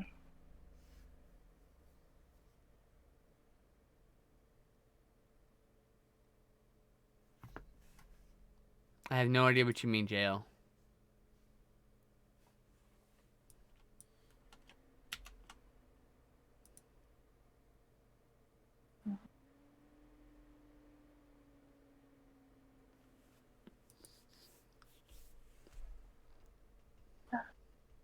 Oh, I see. Yes, if everyone just got paid to stay home and not have to go to work, people just went and worked to home. Yeah, we wouldn't be here. Thank you, Raptor. Raptor says the owl is looking really rad, Tess. And her name is Teshra. Thank you. I accidentally call her Tess all the time, but her name is Teshra. She wants to be called Teshra, so. Or Velociducky. Or Velociducky. Raptor didn't know any better. That's what I'm telling him. It's all good. No, it's cool. I'm not mad or anything. No. But a lot of people call me Tess because that's what I used to go by. Because my middle name is Teshra. That's the name I like to go by. And so when I was born, my grandmother said, I'm going to call her Tess. And so, also when you're a kid and people keep mispronouncing both your names, you just kind of get frustrated. And at school, I was just like, just call me Tess. Just call me Tess. Teshra. And then, that went for a long time until I realized, I don't have to capitulate to everybody else's. You don't have to capitulate to the colonizers. Yeah. The colonizers. You don't have to please the colonizers. I don't have to capitulate to everybody's mispronunciation of my name. If I want to be called Teshra, I should just push to be called Teshra. Acclimate people to calling me, Teshra. If they're your friends and family, they should just change because you want that. Period. That's it. And it's not that's not a big ask at all. I do, if I'm in the South, Miss Teshra is a mouthful, so Miss Tess is cute. Oh, when someone calls me Miss Elise, it's so adorable. I'm so in the South. But wait, what? It is. It's really cute. You turn into a garbled mess. What? I said it's really cute when you say Miss Tess because it rhymes. So I'm fine with that if we're, in the South. And when I'm in Hawaii, I go by my first name because, Ipo? It doesn't mean hiccup. Is it Ipo? Yeah. Okay. It is Ipo. It means hiccup in Spanish, but it means sweetheart in Hawaiian. And interesting. There's other people named Ipo in Hawaii, so it's not like people think my name is Hiccup. So, and my family calls me Ipo. I should call you Ipo. I'm your family. As long as it's Am I saying it right?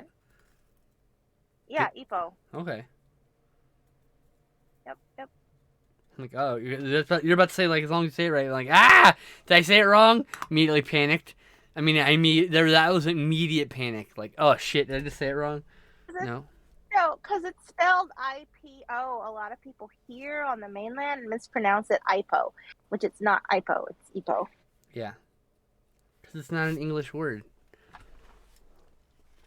If it was an English word, it's not. It was an English word that it would be called IPO. But it's not an English word. Not. It's Hawaiian. Yeah, it's a Hawaiian word. Keep that colonizer pronunciation out of your lexicon.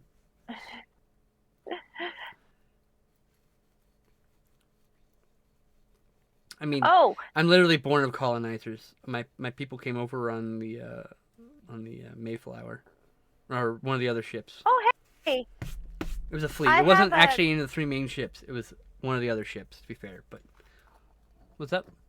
I have a relative who came over on the Mayflower too. Mine was the cabin girl, aka the ship prostitute. Oh, mine was the Reverend. A private cabin girl for the captain, very specifically. You see, my family's never been from any kind of wealth. Oh, I did find out about my great aunt Lark, also known as Danish for Lark, who murdered her first husband by chopping his penis off and putting it in his mouth, covering his mouth, and letting him bleed to death while tied up to their bed. Then she managed to escape to England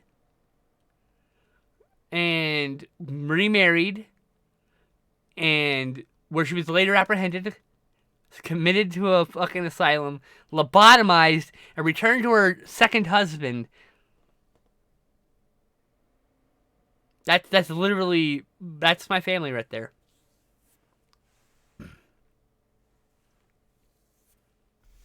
That's my lineage. I come from a long line of mad women. I am in fact a mad woman myself. We're all mad here. If you're not mad, give it some time. This world make you mad. But yeah, I have a long line of. I'm actually, my mom are part of the first generation of women in my family who haven't been committed to asylums. I don't know if that's something to compliment though. Well, they don't really have them anymore, so I mean they I'm just do. mean like They're just really hard to get into. Maybe my aunts, who were a little actually dangerous to have on the street, should have been committed. To be fair, but that's what I'm saying. I don't know if that's. I don't think that's a compliment. I think that's just a statement of fact. That's it. I don't need to be committed because I don't physically harm myself or others. I just emotionally I just go off like an emotional bomb. Ruins everything else. But I don't hit anybody or hurt anybody, and I don't injure people or myself. Just not physically. Life's hard as a bomb. Anyway, change the subject. Welcome to my family history. They're pretty much crazy people all throughout my my lineage. Like I said, I come from crazy people, so I was raised by crazy people. I was raised by owls. I mean, no, that was my owl, not me.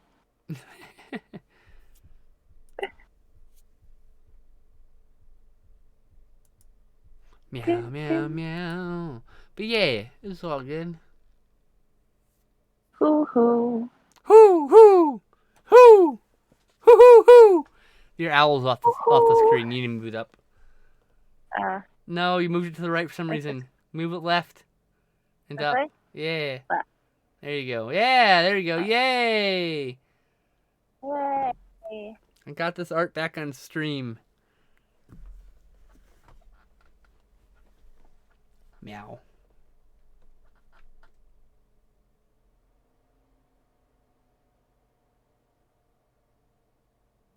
I like the coloring of the tail feathers and how it kind of like gets brighter up the owl. It's kind of neat. Like the top half of the owl is much brighter than the bottom half. And like, it's got this subtle transformation from one to the other. And I like that the colors from owl. And I like that the colors are from the top and the bottom are on each other's parts, but then they're small parts. So like, there's a small bit of brown in the face, and there's a small bit of yellow in the body, and you know, I really like that. It looks really good. Thank you. I was gonna say do your initials, but you did. What? I was gonna tell you to do your initials, but then I just noticed you did. Oh yeah, I actually remembered this time. Woo! For once. Oh shoot. I had to make a mistake in there somewhere, I guess. And that's the way it goes? Yeah, I'll just wait it out a little. There we go. Owl's done. Ta-da! One completed owl. Now to make it shiny. Pretty shiny already. I know. I'm being silly. I was being silly. How's Justin? Justin's great. We're doing good. We're talking about moving. We're looking at Las Vegas at present. Vegas would be so much closer. Uh-oh. She froze. No! What did you say? Okay, you're back, but what did you say? I say Vegas, you'd be so much closer. We could She cut out again.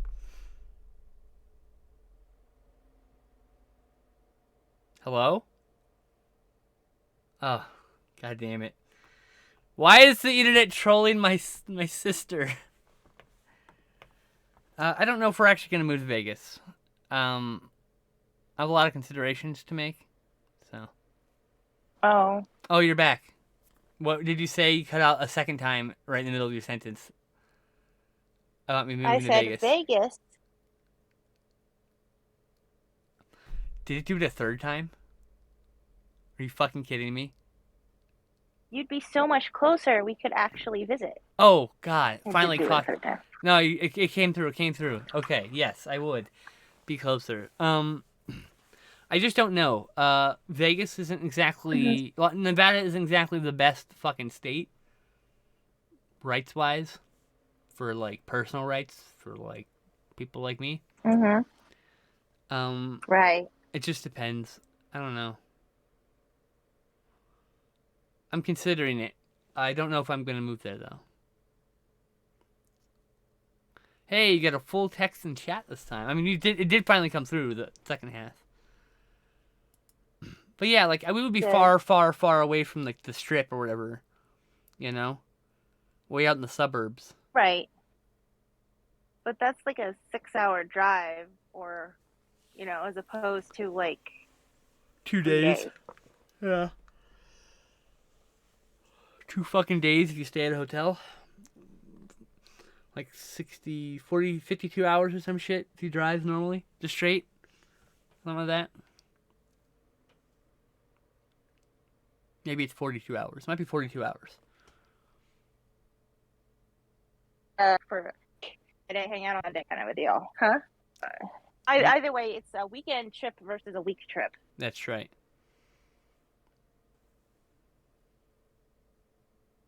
So yeah, me and Justin are seriously talking about moving out now. And I don't really care where I move. We might move far away. I don't know. Google 38 anti-trans bills. I need to find out if Nevada... I have to take a pee break. Okay. I'll take you off screen. Okay. You're off screen. Yeah, unmute me. Yeah. 1 second. You have to text me in chat when you come back.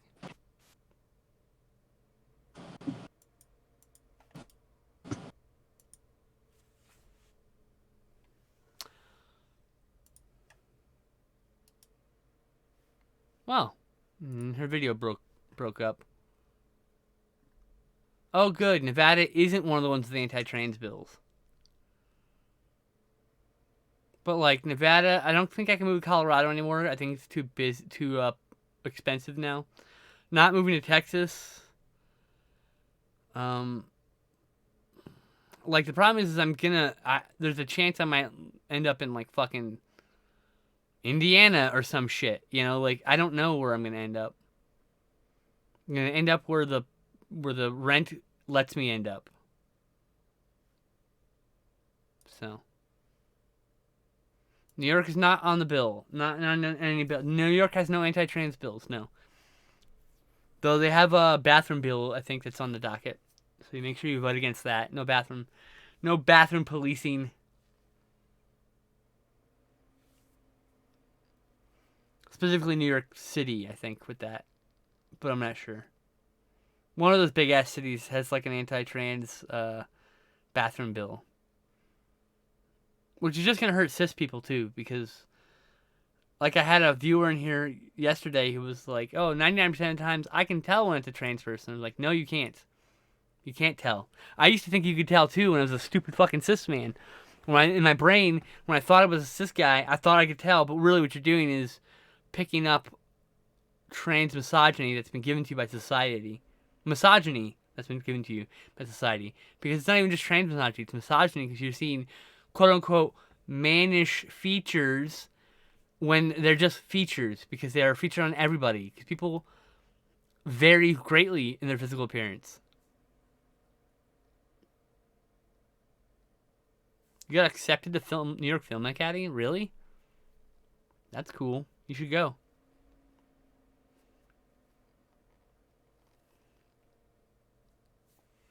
But yeah, New York State does not have any anti-trans bills at present. Neither does Washington at present.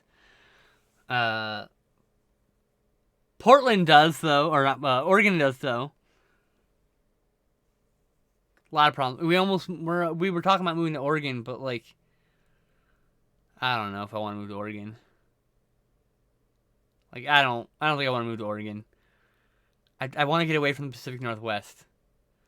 I don't do well in the Pacific Northwest. It's too cold, too often, and I am susceptible to cold, which means even like the slightest cold breeze can be completely debilitating. I mean, like, I could be wearing 12 jackets, 14 pairs of pants, and like have a personal heater floating by me. One stiff cold wind, and I start like chattering, and it's hard for me to think, and I fucking shut down. I just shut down. So being in the cold is just not good for me. So I want to move somewhere where it's warm. So it's gonna be the southern half of the United States for sure. Probably not gonna be in the South. Definitely not gonna be in Florida. I don't know. The problem is most of the Southwest, other than Nevada and Colorado, have like anti-trans shit going on. So it's like, look here. Oh yeah, Arizona and Utah have anti-trans, but not. New Mexico is a consideration because New Mexico has no anti-trans bills happening. I don't want to move to Arkansas or Kansas or Oklahoma, but maybe Nebraska, not Dakota, not Montana. Just getting very few places I can move. And New York State has rent that's too high, so I can't live there. Also, it's too fucking cold. It's too fucking cold in New York.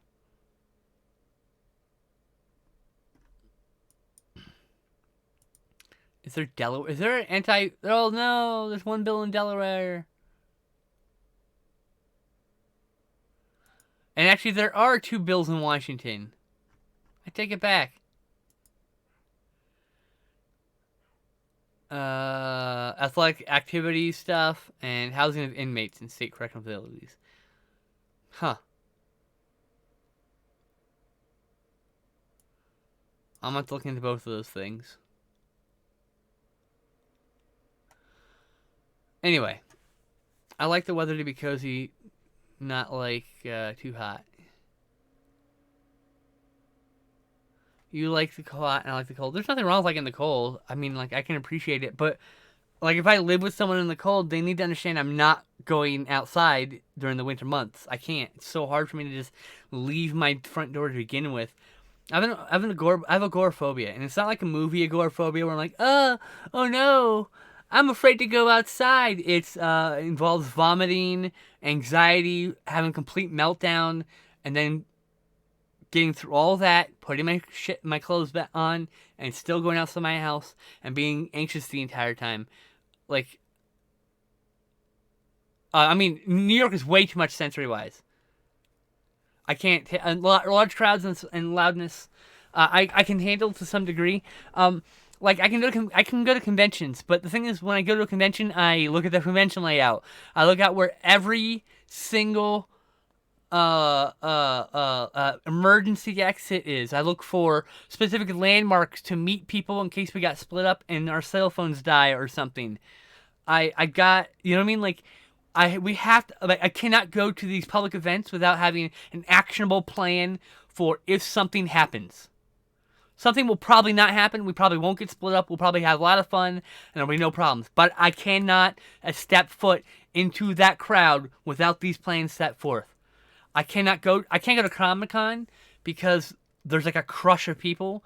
Like when I went in 2006, the last time I went, I was swimming through the people. I was literally like rubbing people, and it's gotten more crowded since then. I could not do like Comic-Con.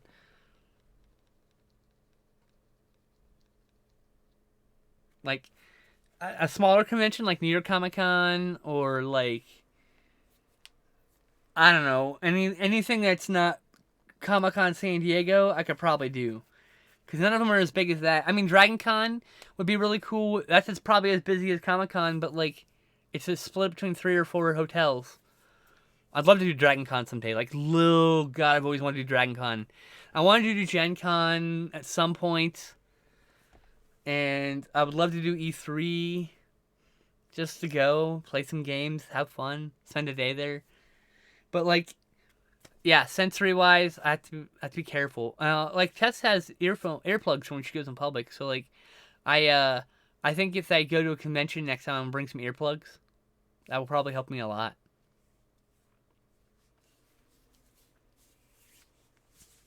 Like, I love going to horror conventions. I want to go to Texas Frightmare so fucking bad. And I want to go to Days of the Dead. I think it's in Atlanta, I think. Anyway, I want to go to those two places, those two conventions very badly. They look like they are a lot of fun to go to.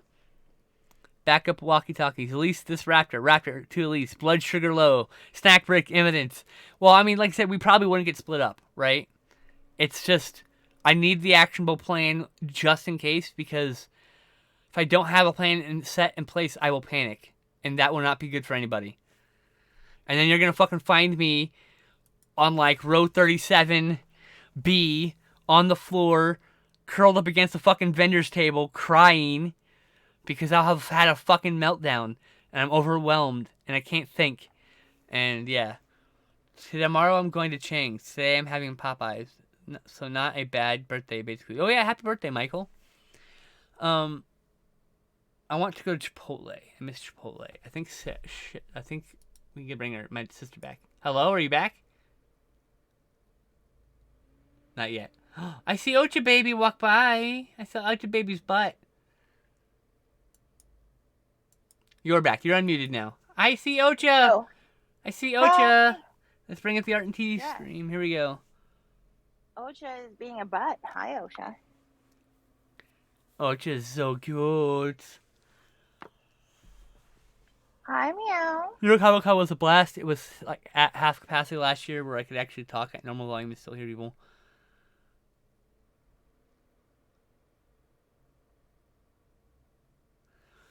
Well, You didn't get an ad. I can't help it if you're not fucking subscribed to me. I did not get an ad. That is why. Let's play. Yeah, if you don't like the ads, subscribe. That's the answer. If you don't like the ads, you have to subscribe. I can't control that when the ads hit.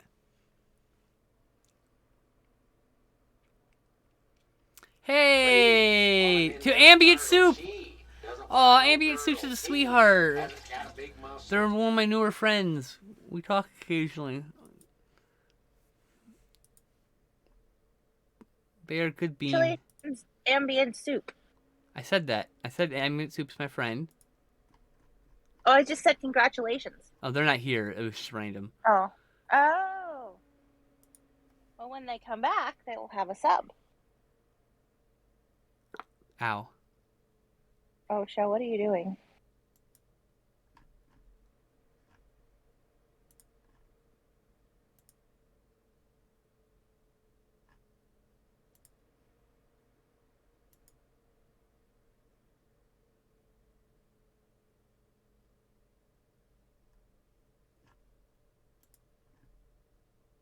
Sha, you are sitting on Mommy's postcards.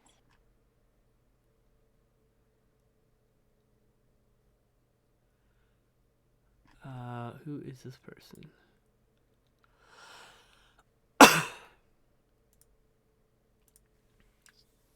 Anyway, so yeah, Sherlock's good. That's it. Sherlock's good. She's doing good. What you doing, Ducky?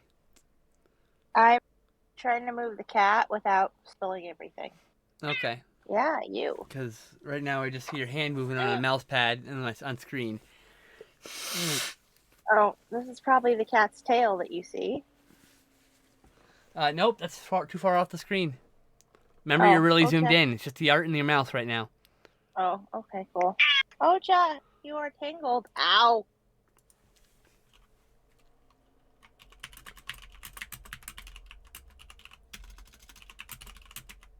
Okay, so Hold on, now what should I I got an draw? idea for an animated emote. 1 second. Like,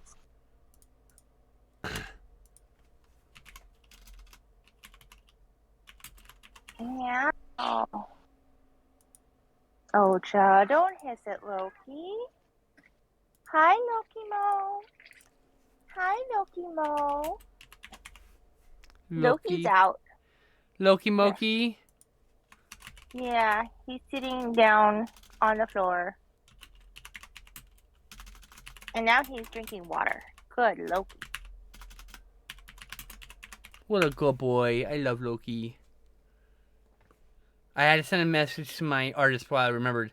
So I was trying to think, like, oh, I would like to do a emote, right? Because I got. By the way, chat. In case you're new here, we got new emotes. These are the new emotes here. Hard eyes, hard eyes, hard eyes, hard eyes. We got hard eyes finally. I'm getting. I sent the idea to my artist. I want to get Bongo Cat, but with Sherlock. Bongo Cat's that cat just pounding on the table with the "Give Me" meme. You probably recognize it if you saw it. Let me see. I'll send it to you on Messenger. Tess, Okay. hello. I'm here. Can you not hear me? What you doing?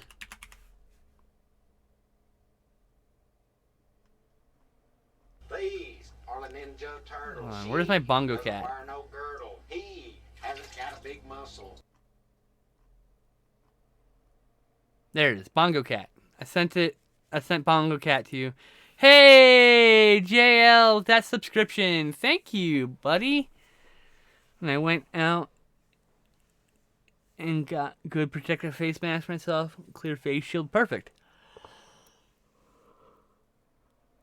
Ah.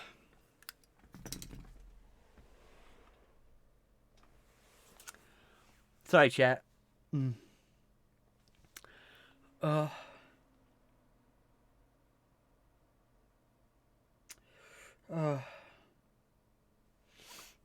What you drawing now? Tess? Can you not hear me? I can hear you now. Okay. What you drawing? I don't know. Okay. That's fair. Fair answer.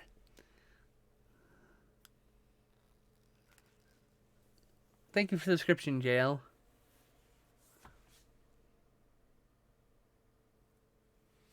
Of course. I think, hey!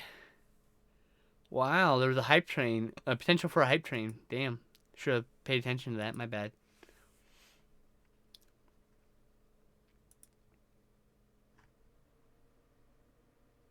Is things I should draw? Chat? Suggestions? Cannot guarantee that I will do them.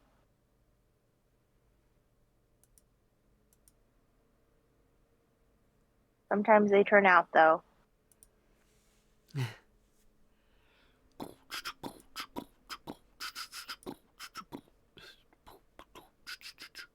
Chat. Also, reminder. We got merch now. Merch now. Merch now. Merch now. We got merch now. Merch now. Merch now. Merch. That was my little merch song. Hello, butterfly. Flutterby. With a human face. Butterfly with a human face. It's a human face. It looks like it has a human face. I mean, it's just lines right now, but I'm just saying, like, it could totally turn that into a human face. Butterfly with a human face. That's right, I said face. Speaking of butterflies, I want to get a death's head moth tattooed on me, but in trans pride colors.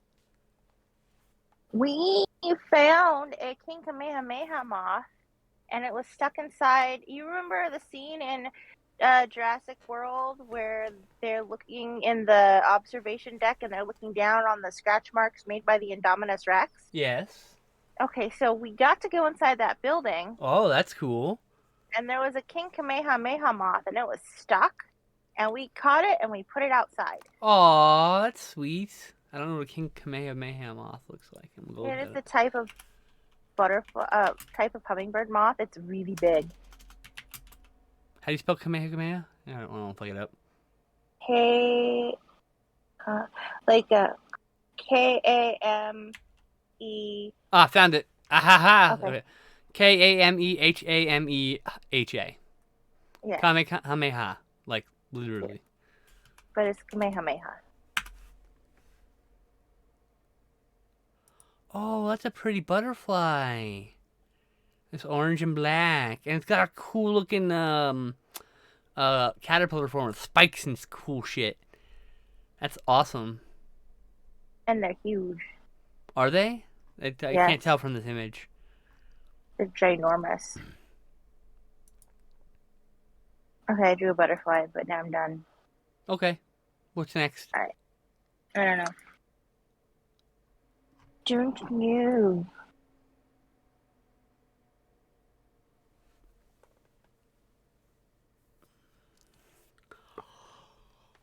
Butterfly in the sky. I could fly twice as high. Have I done a snail yet? Yeah, I think so. Oh, I like snails. No, do another snail. No one's gonna call you out on it. If all you drew were snails, no one would call you out on it. They'd just be like, hey, you make cool snails. That'd be the end of that. No one, a ways to grow up, a reading rainbow. I can do anything. Take a look at in a book.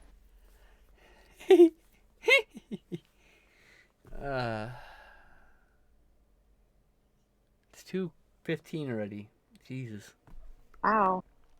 Yup. We just flying by. Time flies when you're doing art. Rated about X-Men. Well, you were doing the X-Men raving. I was doing art. It's true. Good division of labor.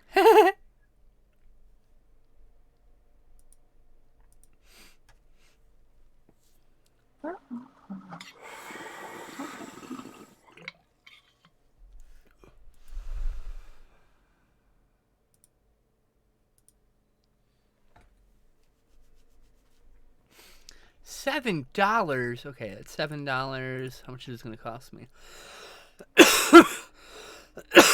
7 euros, so $8. How much does this one cost me? $8 US. Okay. I might go over budget a little bit and buy all three.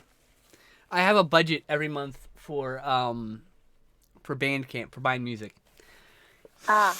Otherwise, I just keep buying cheap $5 albums until I run out of money. And have more music. I already have more music than I care to listen to, but I still find new music I want. And I try to buy everything through Bandcamp slowly. I have like 15 tabs open for Bandcamp. And I'm just like, I could probably just buy three of these three $8 ones. My budget's $20. It's only put over about $5 or so. It's like, I think I can handle that.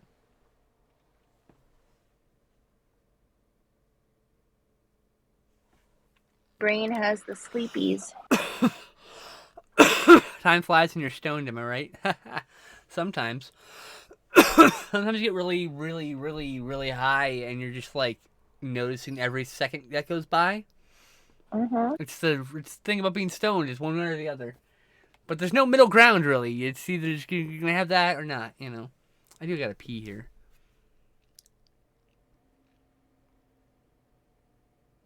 You're hopping for another lockdown? That's probably not going to happen. Biden is clearly doesn't give a fuck. We're just gonna... I just want a president who actually gives a shit, and I'm tired of presidents who don't.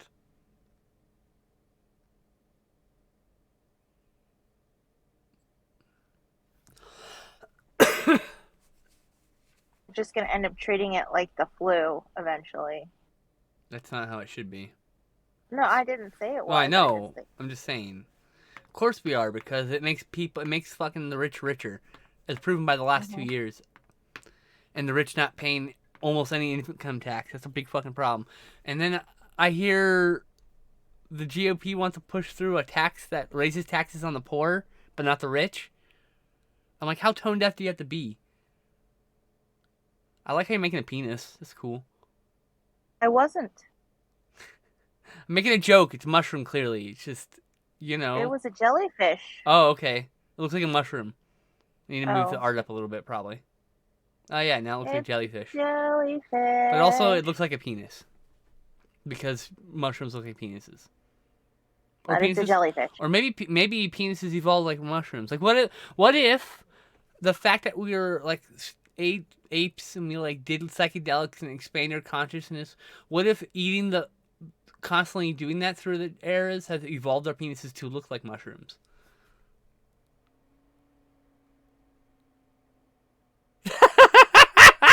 I made you like.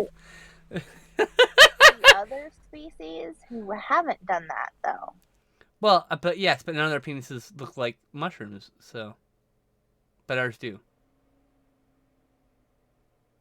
I'm gonna just stop drawing the jellyfish. I'm so sorry. I'm really stoned and thinking about dicks and the evolution of dicks. Okay, it happens.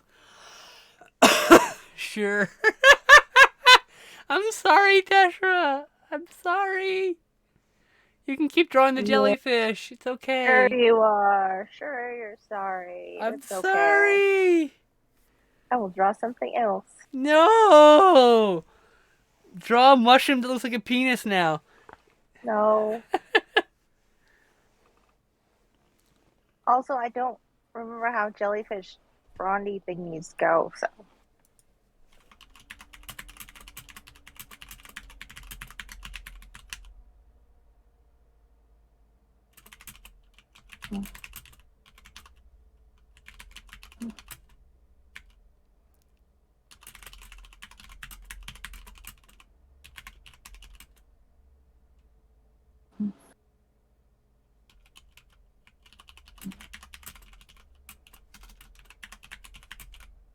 I'm turning this into a tweet. I'm gonna read. Let's see here.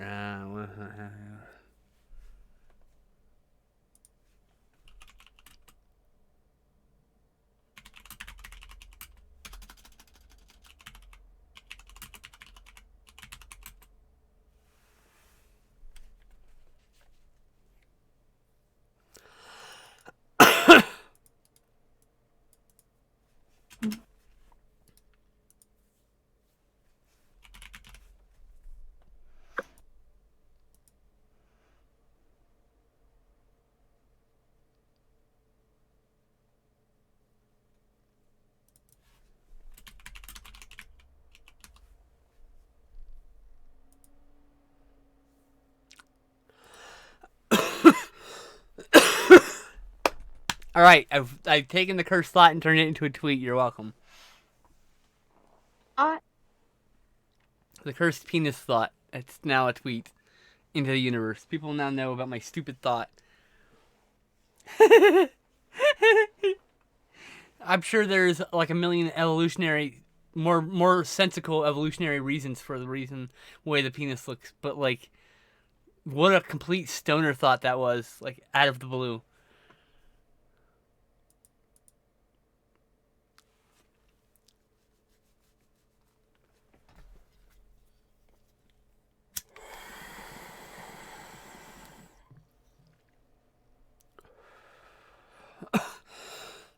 I need to move the art up. I need to do a different art. Cartoon mouse. It is a cartoon mouse. But I'm just having Loki, you're okay. You can Loki stay out. Moki, hi. I love you, Loki Moki. The handsome boy. You're just gonna hang out under the bed? Okay. I hope you didn't pee on the floor just now. Oh, we definitely did.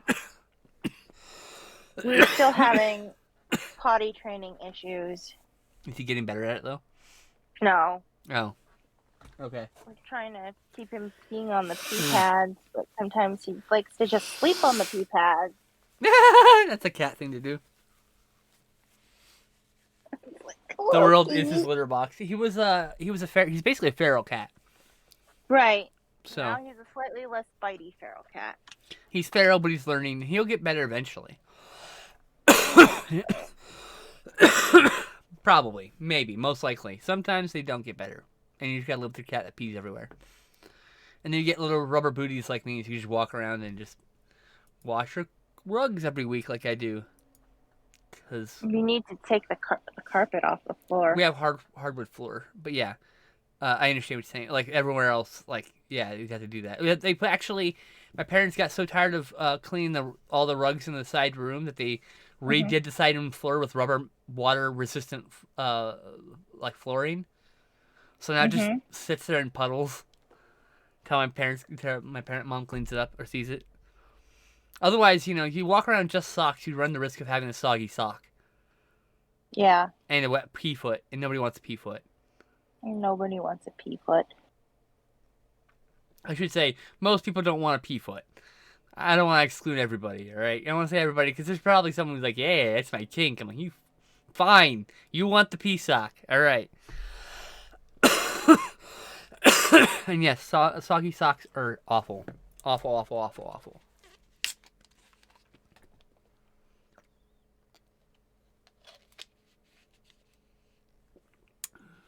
That Children of the Sun song stuck in my head.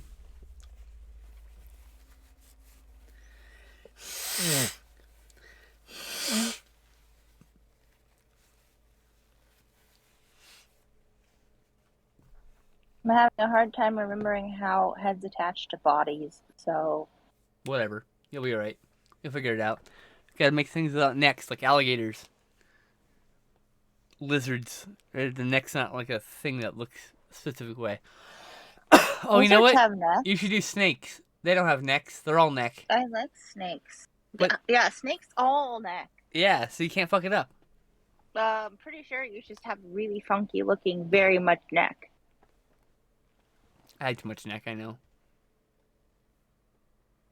I have too much neck. I'm just having, what's it called? Jet lag art today. We're having jet lag art. It's a doodle stream. It's okay. You're just gonna doodle away until you find something you want to draw. Yeah? Yep. Nothing wrong with that. Oh. I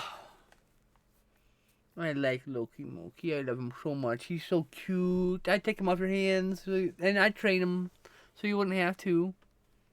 Currently, you'd have to take him off from under the bed, though. I do that. Under the bed. He can claw me up. It's fine. Mm-hmm. I don't mind. I mean, I do mind as it hurts, but like, I don't mind as in like it's not like he can control it. It's an instinct on his part. Yeah. Oh my gosh, my brain is not braining today. I am sorry. Ba ba ba ba ba ba.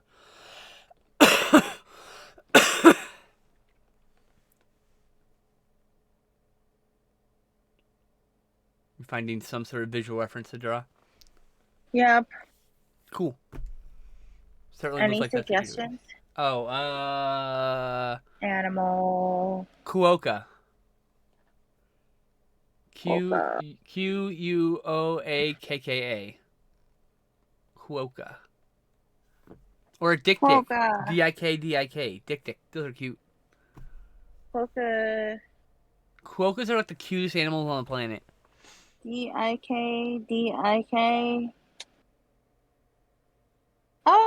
Oh, it's a little deer. Yeah, the Dick is adorable. It's a tiny little deer. Now, Quokka's the cutest thing in the universe. It's a little, like, marsupial of some sort. Mm-hmm.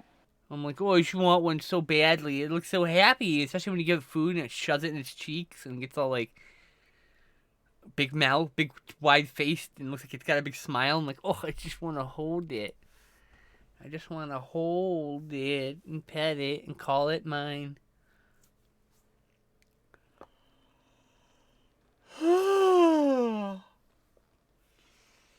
My problem with drawing animals I'm not used to looking at, though, is I'm already having a hard time drawing animals that I have looked at. So, Understood. I'm having issues. Oh, I have like 5 cards of. I can't wait to see the Batman. When does the Batman hit streaming? That's all I care about, because I'm not going to go to the theater. I'm not gonna probably ever go to the theater ever again at this rate. Go to the theater. It's just not worth it. I mean, I say that, but like, I mean, I want to move a place with theaters so I can go to like things that aren't popular movies. I want like art house theaters. Mm-hmm. Repertory theaters. That's what I'm looking for. Repertory.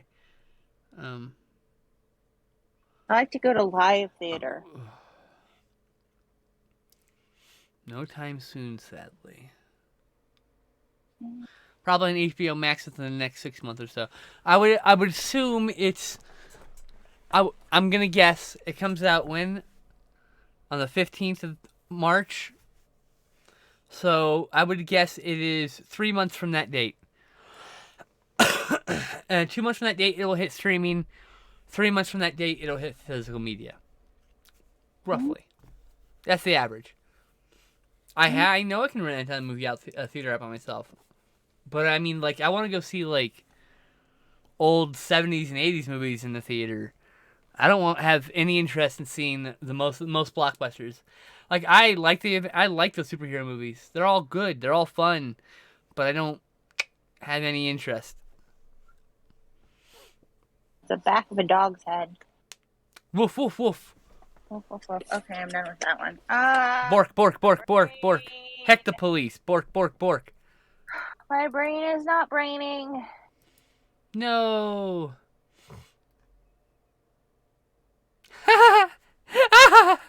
Oh, my friend sent me a photo of some fungus that has its own little tiny penis. Alright, I'm gonna send this to you because it's hilarious. Oh, yay. You're welcome. Someday we'll see penis, mushroom penis. Oh my gosh, I'm so hot. Dying over here of heatiness. Blech.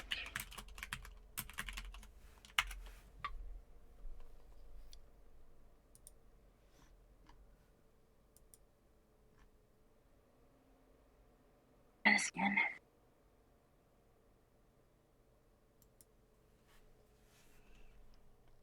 Okay.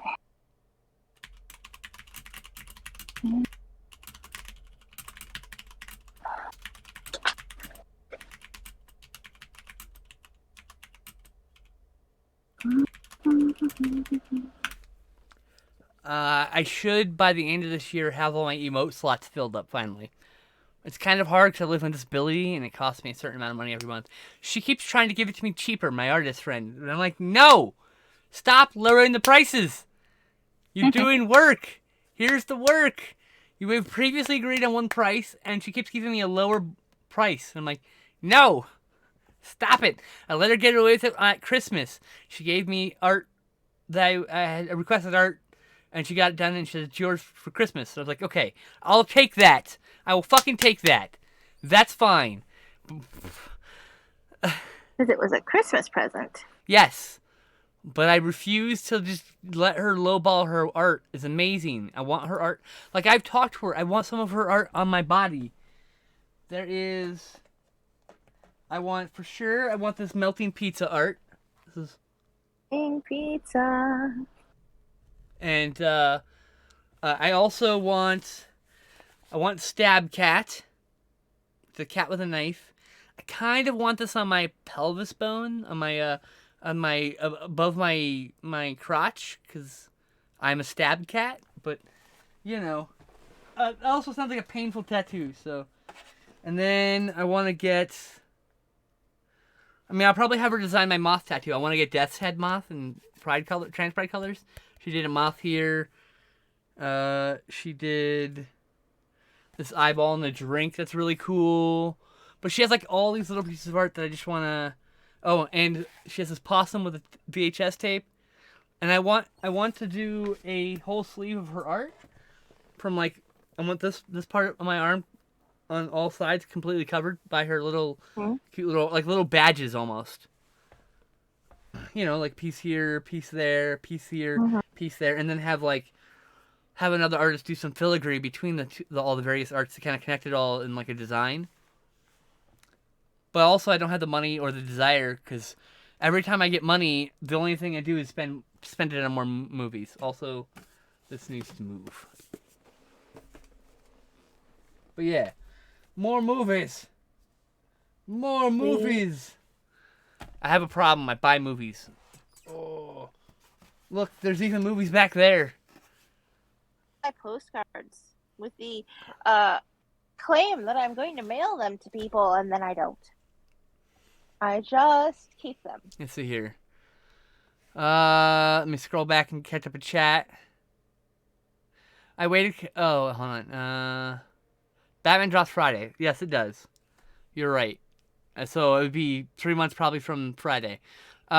Which is what, the 5th? 4th? I can't remember. Something like that. I wait a couple weeks to watch movies in theaters, even before the pandemic. I like to go when there's a little people possible. I like to go at the 10 a.m. screening. That was the one I used to go to. 10 or 11 a.m. screening for whatever movie. Because then you just get like the 5 old people and like some kids who ditched school, and that's it. And it's pretty lame, pretty tame. I almost said lame for some reason. Did that for Jurassic World.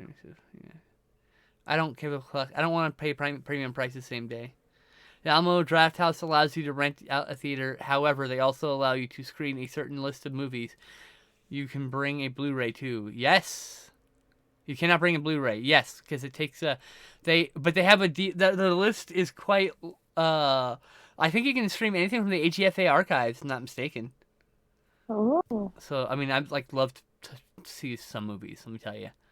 Is that how we ended up seeing Jaws? That was specifically this person who was running film events at that place. But yes, that was one of those kind of things. I mean, like, because it was in the archives. I mean. Yeah.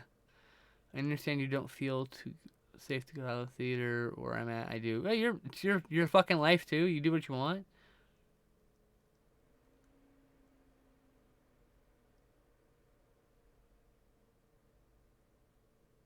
Like I said, I don't judge you for what you're doing. You do you.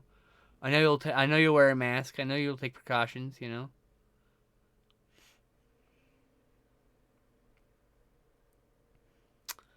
Let's see here. Warner Brothers is currently in a lawsuit over putting Matrix 4 on both HBO Max and theaters. Yeah, because it was against and Disney had the same problem with Black Widow. Wait, I'm confused. It's not but it is their property, jail. But they have investors, and the investors put money in, and those people have a right to those earnings.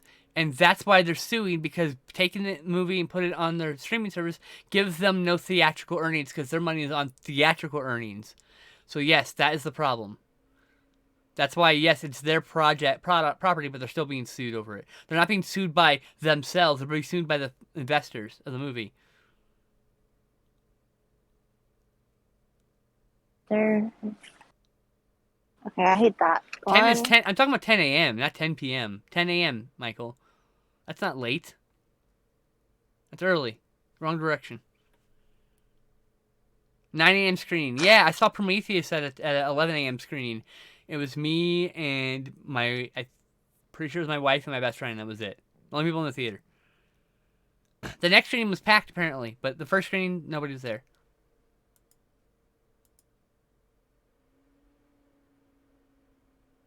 Know what I'm drawing.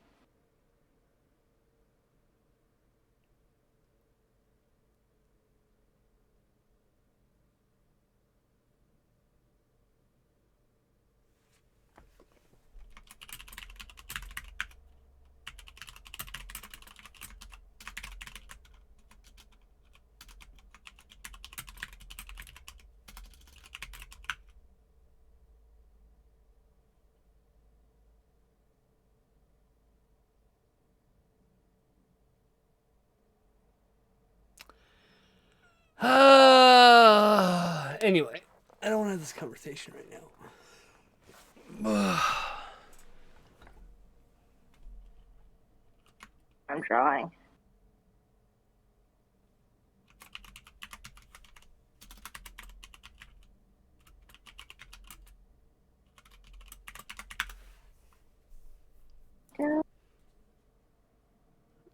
Yeah, actually, JL, you can in fact stay home forever. Freaking nerds. Wait, who's a nerd? Me? I'm a nerd? Hi, Emily. How's it going?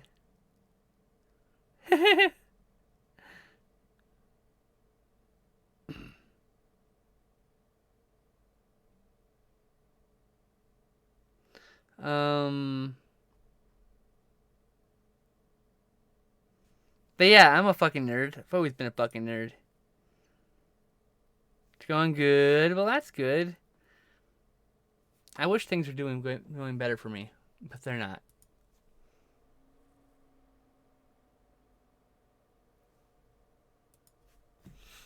Just got your right ear pierced finally. Hey, and thank you. The only thing that's gonna improve for me is if I stop being a terrible person.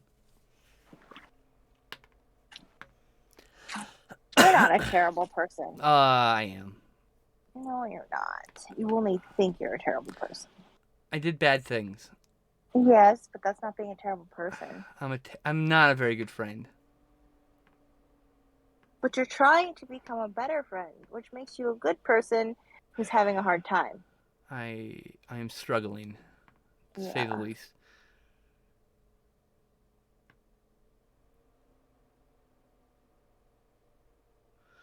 Yeah, but like I hurt people I care about. I don't want to do that. I don't like hurting people I care about. It makes me feel bad. I feel bad doing that stuff, and I'm not judging anybody else.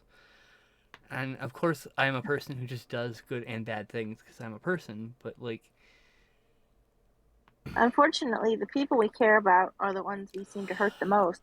They're the ones I don't we want interact to with the most. be that. I don't want to be that. I know. And that's the struggle. But a lot of people don't work on it, and you're at least trying to work on it. I don't know. I mean, in the past when I do this, I just run away and just let things be dead. But like today, I tried to at least apologize, which is something I've never done before. Usually, I just let bad decisions happen and then just live with it. So That's I don't know. progress. I guess I don't even know if I did the right thing, but they deserved an apology. So an explanation, and they got both.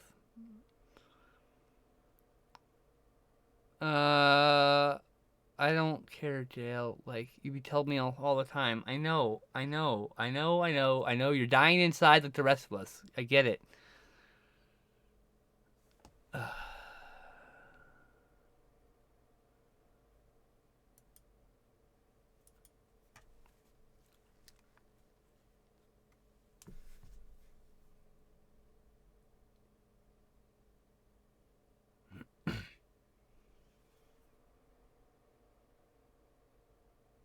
What you drawing?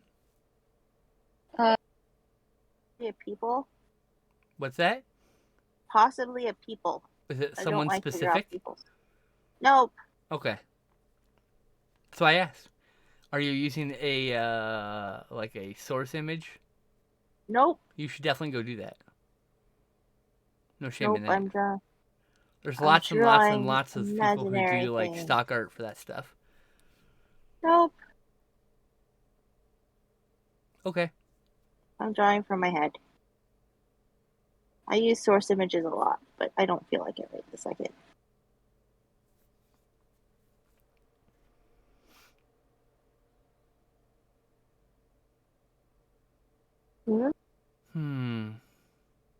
What's that? I said doo-doo-doo. Oh, gotcha.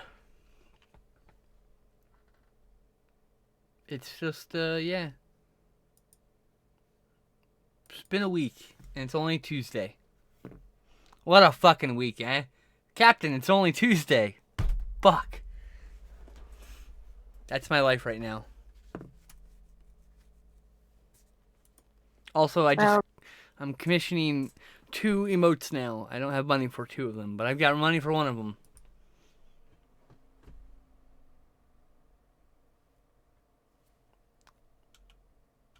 Tomorrow will be Wednesday, and eventually it will be Friday. Tomorrow is movie with Sarah at like noon, and then I gotta stream at some point. What are you watching tomorrow? I don't know. We don't usually decide till we get there. Ah. My Shutter payment goes through today. I have a movie with my friend Kristen tonight. Paprika, I think is what we're watching. My friend Lillian's birthday was today. I wished her a very nice happy birthday before I went to bed. It was a from the heart.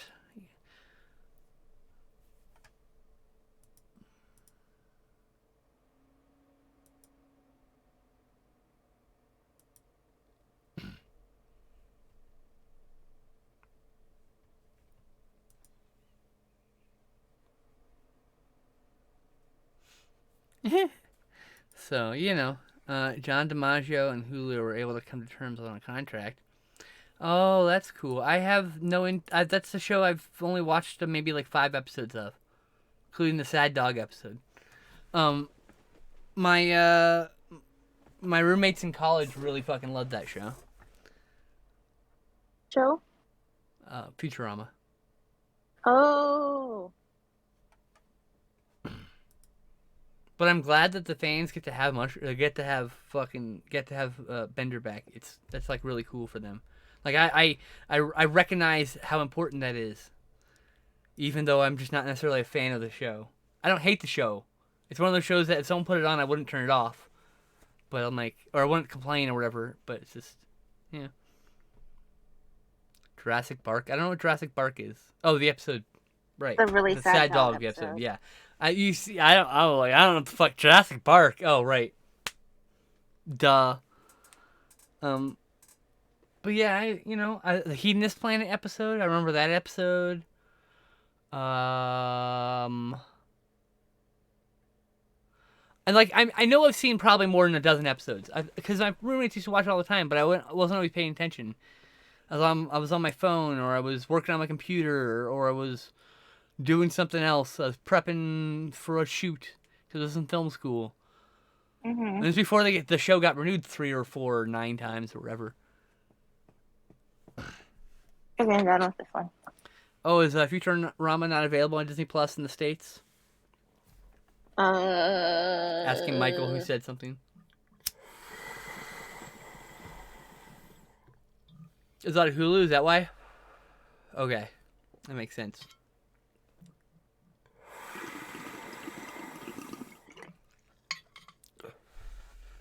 I'm interested in the new West Side Story. Something seems off about it. Like, I don't know. It's gonna be weird. I'm gonna have to see it.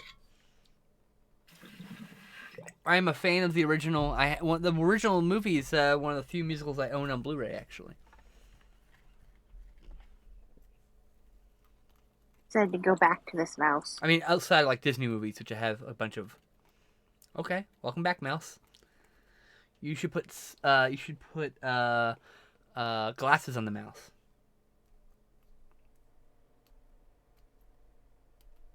Should put what on the mouse? Glasses on the mouse and a bow tie.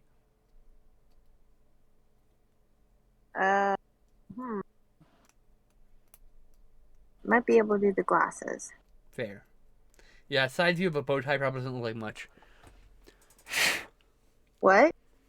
I said side view of a bow tie probably doesn't look like much. Yeah. Guillermo Del Toro was gushing about it over the weekend, huh?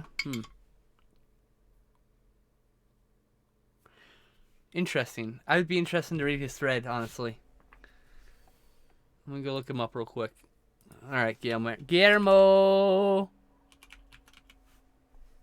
Del Toro is one of the few famous people I follow. I don't follow a lot of famous people.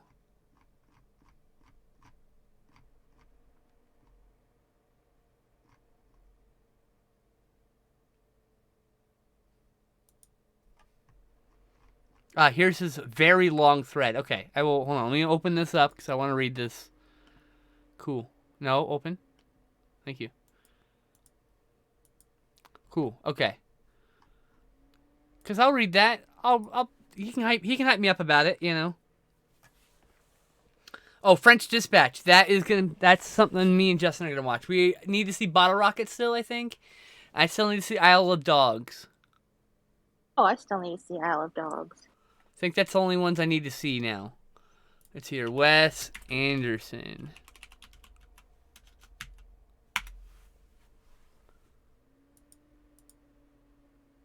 Yeah, he's totally an actor. Thanks, Letterboxd. Get your shit together. I haven't seen French Dispatch, Island of Dogs. I haven't seen Darjeeling Limited, and I haven't seen Bottle Rocket. Those are the only 3 I haven't seen of his. I've seen most of the short films also.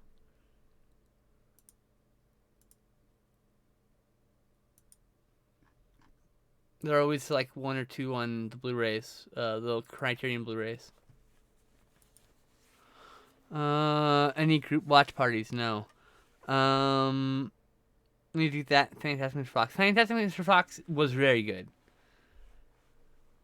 Pam, hi, welcome back. Possum Pam is back. Hi. You got squeaky what? Said hi, Pam. Oh, okay. You went hi. And that was the end of that. Hello, Pam.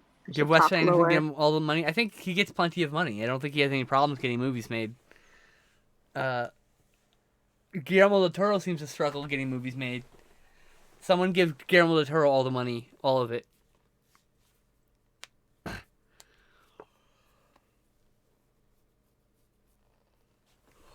I love Guillermo Del Toro's movies. I saw Nightmare Alley, and it was incredible. It is a mouse, Pam. It is a mouse. It's a cute little mouse with glasses. Give Guillermo all the money. Give James Gunn all the money. Yeah, I like his movies too. I need Guardians 3 to happen already. Please. And I need the Suicide Squad 2 already. And where's my Slither? I need Slither 2. Now, it's been 20 years since the damn thing came out.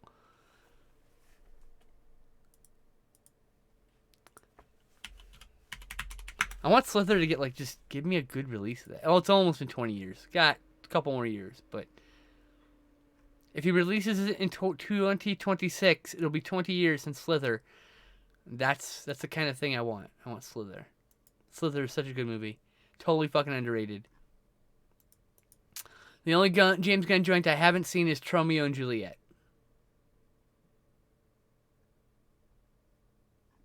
No, wait. No, that was someone else. Hold on. That's mixed up.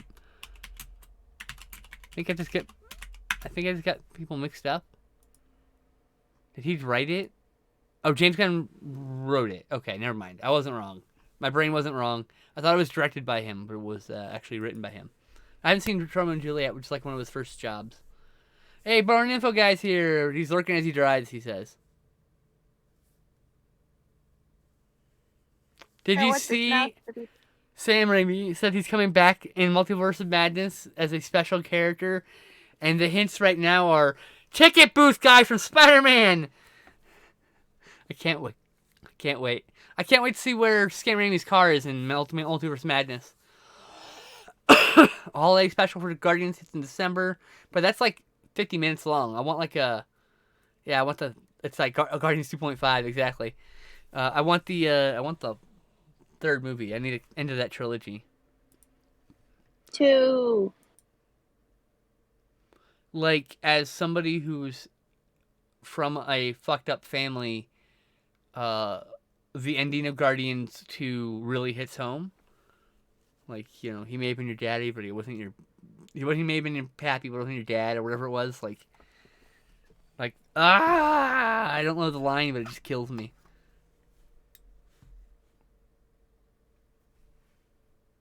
There's also, I think, yeah, it's from number 2. Let me, there's a line.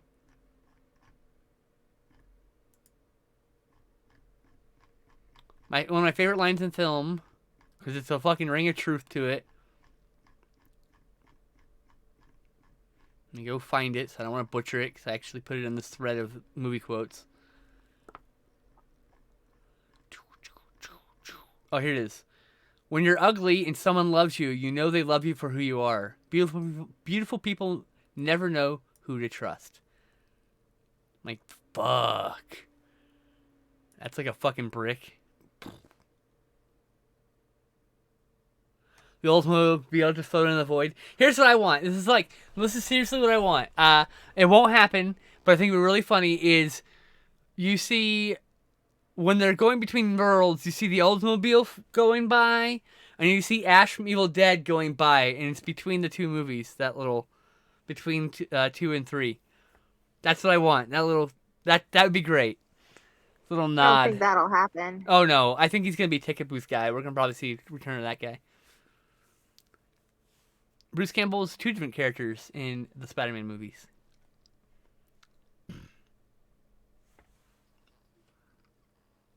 He might be your father, boy, but he wasn't your daddy. That line. Mm-hmm. What a fucking great line. I have a feeling that despite some main characters are probably going to die, I think we will get Guardians 4, but with a new director and a slightly different team. I think it would be a good idea after that to the new Guardians with a new director to be a different team, with some returning characters and some new characters, maybe some other characters in the rest of the movies that are kind of forgotten from the previous, like it would be really cool if they plucked the Executioner out of time and Carl Urban got to come back. That'd be cool. You know, things like that. And thank you! By the way, if you like my new shirt, you can buy one yourself. It's right here. At my What a Maneuver store.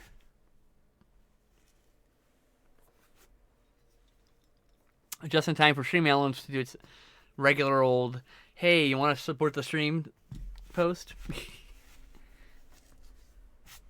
I am so hungry right now. I want Ted Raimi a part in Multiverse of Madness. Yes, I would love that. I imagine, look, here's my predictions for people who die in Guardians 3. I think Star-Lord dies. I think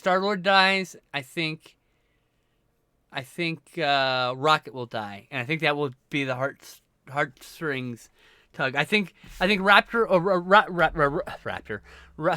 will die early on for a heartbreaker moment, and I feel like Star-Lord will die sacrificing himself for the greater good. That's what I feel like.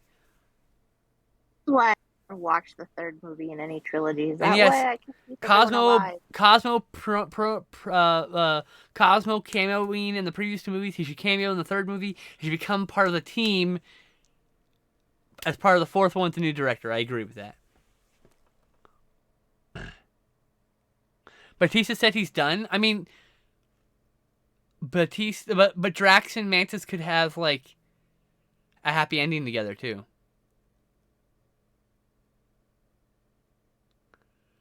I would never write your death scene, Raptor. I could never do that. I couldn't kill you off. But no, I think there's a chance that Mantis and Drax get to have a happy ending. Because the thing about Guardians of the Galaxy is it's people who are profoundly broken, trying to overcome the things that have broken them. And I think part of Drax is being able to have any emotion other than rage, now that Thanos is dead. I think that will be a thing.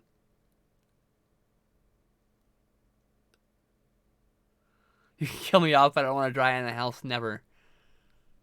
Heck, make Howard the Duck a main character. Yes! He should be a part. No, he can totally be part of the team. He should be part of the team. Thank you for reminding me he was in the movies at all.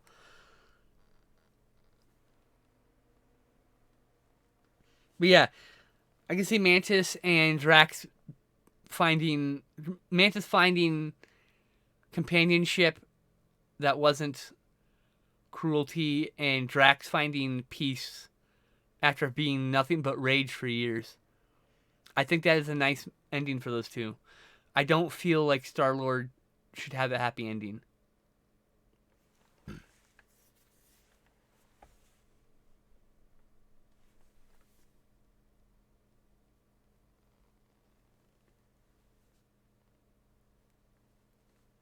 I'm just saying, I think it would be really cool if they also brought the Executioner back. I think or maybe Carl Urban could just play a new character. That'd be fine with me. I'd be totally fine with that. I want Carl Urban back in the fucking Marvel universe, okay? When's the Executioner? In Thor, the third Thor movie.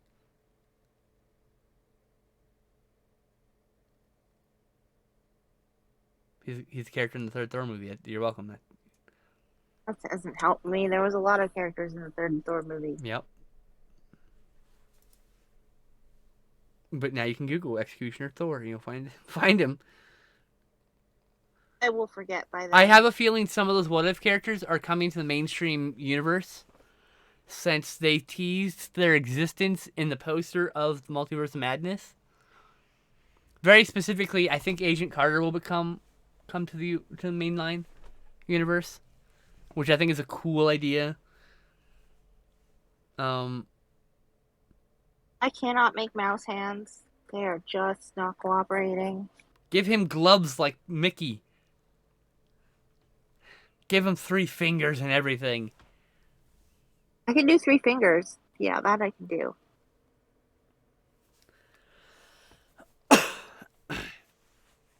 There we go. Pam says, FYI, I love the Hawaii event pics. There you go. Why? Your Hawaii stuff, all your Hawaii photos. Oh, thanks. I still have to upload, like, all last week. Oh, man.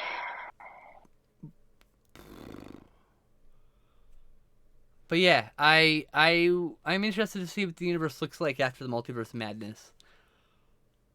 And it's funny, because, like, I literally wrote a synopsis out about 8 years ago about using a What If to do a Crisis on Infinite Earths event with using What If characters and alternate universe characters, and, like, wrote a big, long thread on Twitter and everything.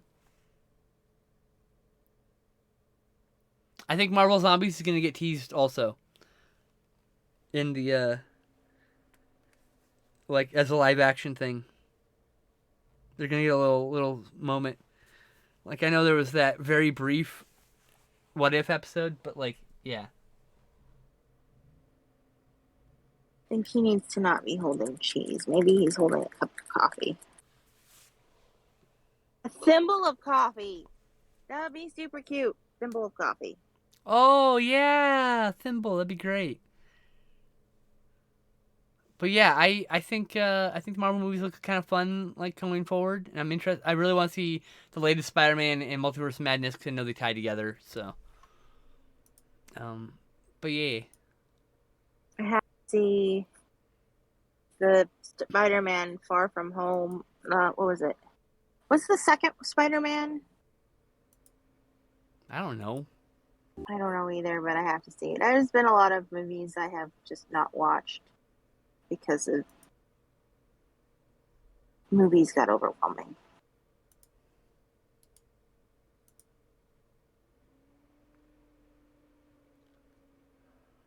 So yeah, oh god, what is the task manager? I need the task manager. Give me task manager. Give task manager. Performance.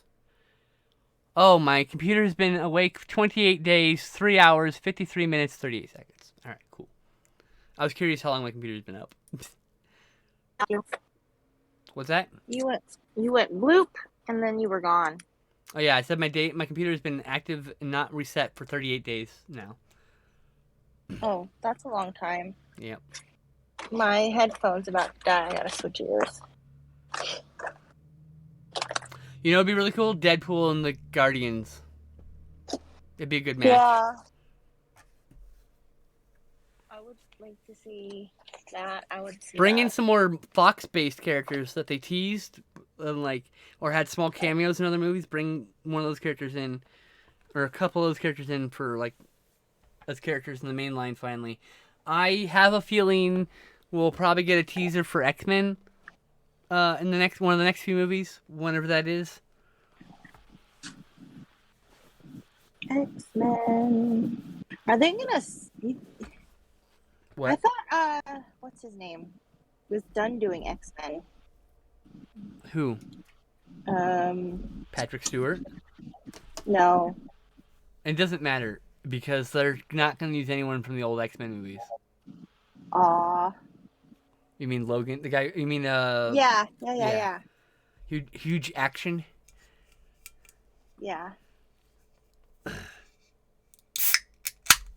Yeah, I don't give a fuck that he's not coming back. He's an okay Wolverine.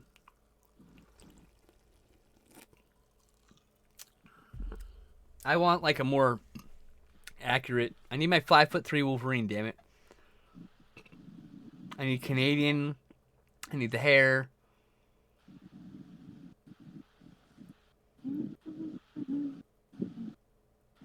I need to be less charismatic. God damn it.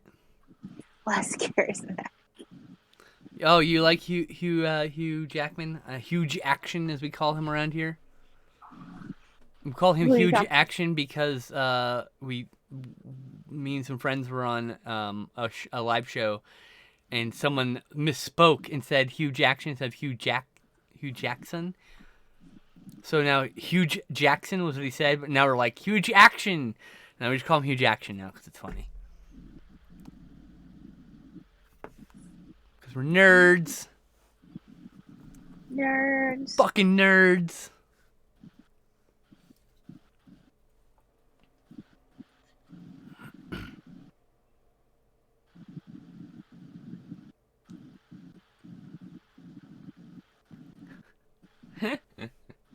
I think Hugh Jackson's cool. Hugh Jackman. God damn it, I just did it all by mistake. But I don't know. Don't think he was like necessarily the right person for Wolverine. I just went with it. Like Patrick Stewart was like a no-brainer. Kelsey Grammer was a no-brainer because those were like old school casting things. Man, I saw those casting decisions. Oh, and with Halle Berry as Storm, all those are casting decisions that I read in Wizard magazine in the '90s. So, you know, I want some new ones. I want I know that Zoe Saldana lady, she's doing Spider-Man, right? Is that her name? Mm-hmm. Did I butcher her name? I apologize.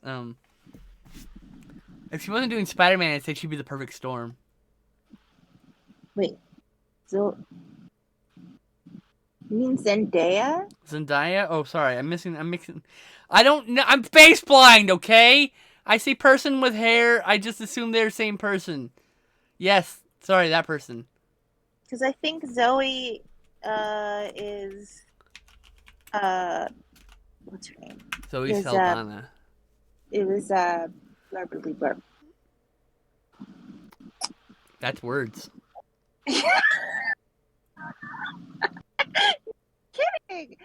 Can this website open in Wikipedia? What are you doing here?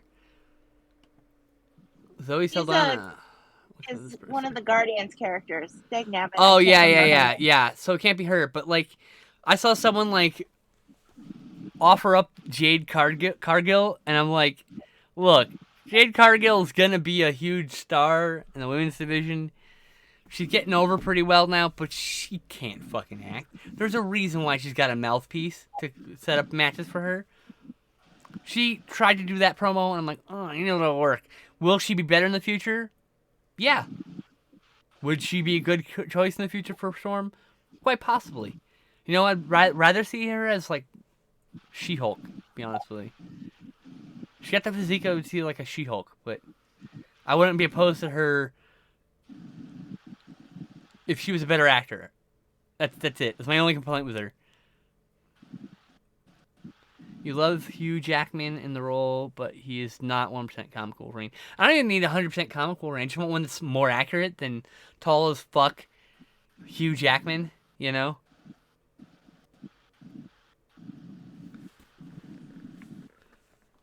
I would be fine with the brown and tan costume, which is like an even older costume. Van Helsing, oh man, I hated that movie. I hated that movie. But I also haven't seen it in like a decade. And me and Justin have decided we're going to watch it eventually. So, and the Mummy movies at some point. because he hates those movies for some reason. I'm like, I think you need to rewatch them. But yeah, there's like so many good actresses that could just play Storm right now, and like I would be cool with most of them. I don't like Colossus's current voice actor, the one that's in Deadpool. But like I'm not opposed to him. I don't know.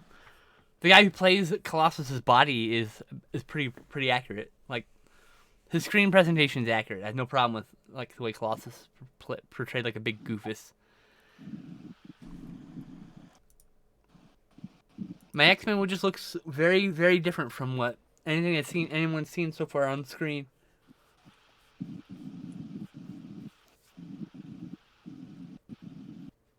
Honestly, this is you know what I'd do?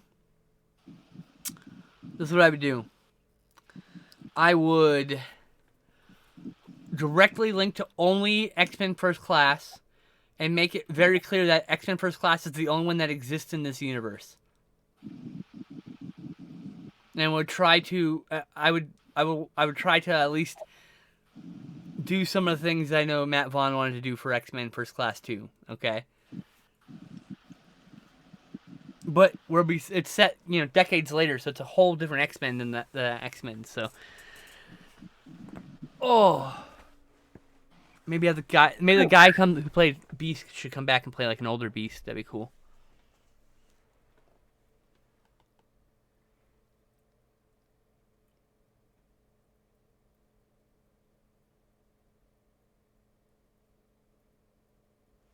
Oh, that's interesting. DS2. Oh, Doctor Strange 2. It's possible.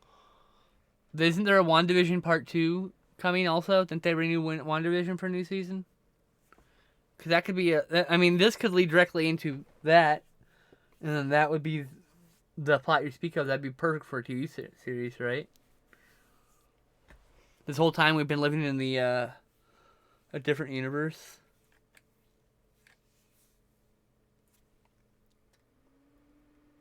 WandaVision was a one-off. Interesting.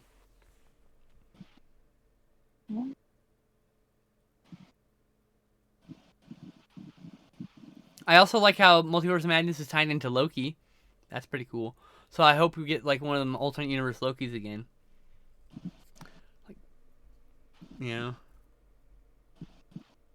Loki Gator was the best. I haven't watched Loki yet. Oh, it's so much fun. But you have to I've watch been it. busy. You have to watch those shows in order.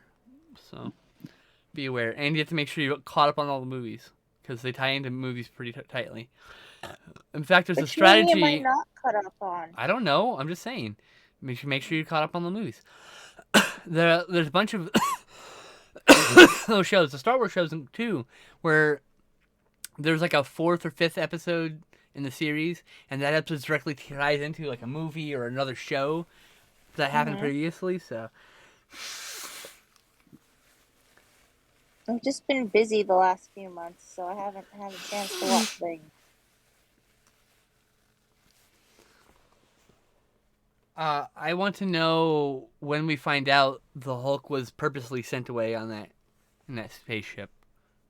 Oh, why hasn't he done anything about that? Why didn't we get World War Hulk? Why? I thought he sent himself away. No.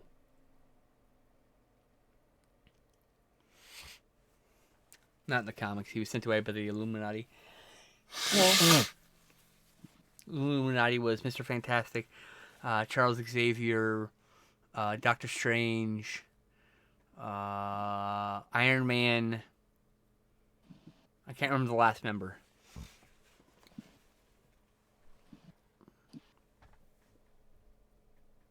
They made a lot of important decisions without questioning, whether they should be the only ones doing these things or not. And it blew up in their face when they decided to send Hulk to this perfect planet. And Hulk was fine, but then the planet blew up as he was leaving, and now he comes back to Earth angry, very angry, the angriest he's ever been because he was betrayed by the people who were supposed to care about him. But that didn't happen.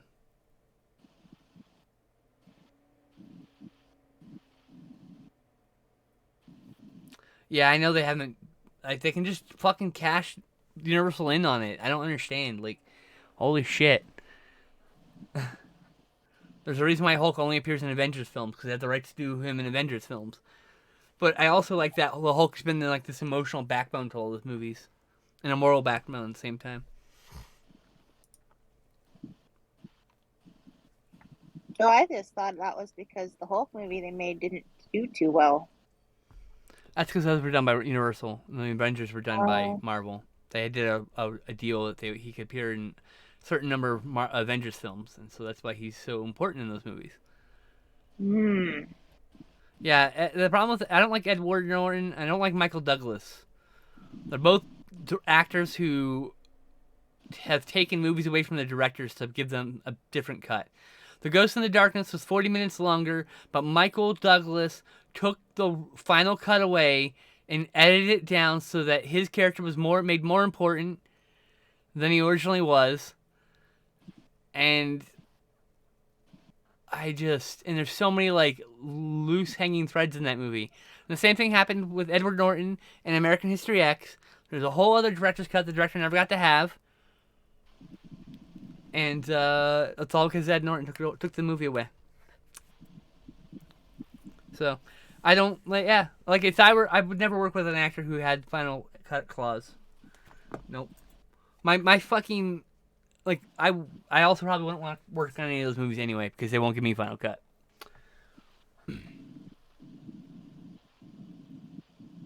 Also, I'm not talented in that way. I recommend American History X. It's a hard watch. Trigger warnings, racism. There's a couple hate crimes that happen in it. There's a rape. There's a few. Read the content warnings before you see it. But yes, it's a very good movie. I feel like it would be better had there been an actual director's cut, though. But Edward Norton, at present, does not want that to happen.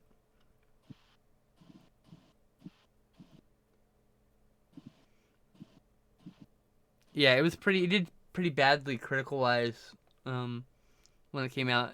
People ridiculed those movies. I think both Hulk movies are great. Like everyone's like, oh, Rubber Hulk this, Rubber Hulk that. Like, what the fuck do you think Hulk looks like when you shoot bullets at him? He looks like rubber. He's not gonna get hurt by your bullets. They just bounce off him. You know, like I don't know. It's 2003. What the fuck did you want? It's almost 20 years ago. I saw that movie in theaters. That's crazy. Time. I saw both Hulk movies in theaters. Fair. I've seen most superhero movies up until about 5 years ago, and I kind of stopped going to most movies in general. Yeah, I'm excited for She-Hulk. She-Hulk's gonna be great.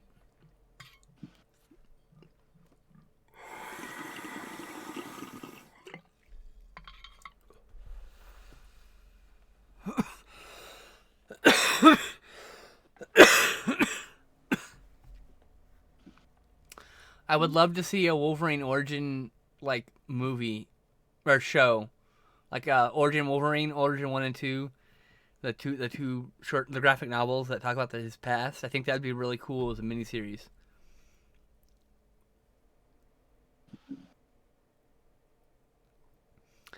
I mean, the problem with World War Hulk, it shouldn't be anyone behind it except Hulk just being really angry. He's betrayed by his friends.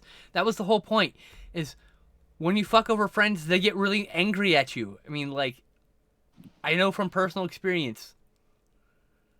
You know, like that. I feel like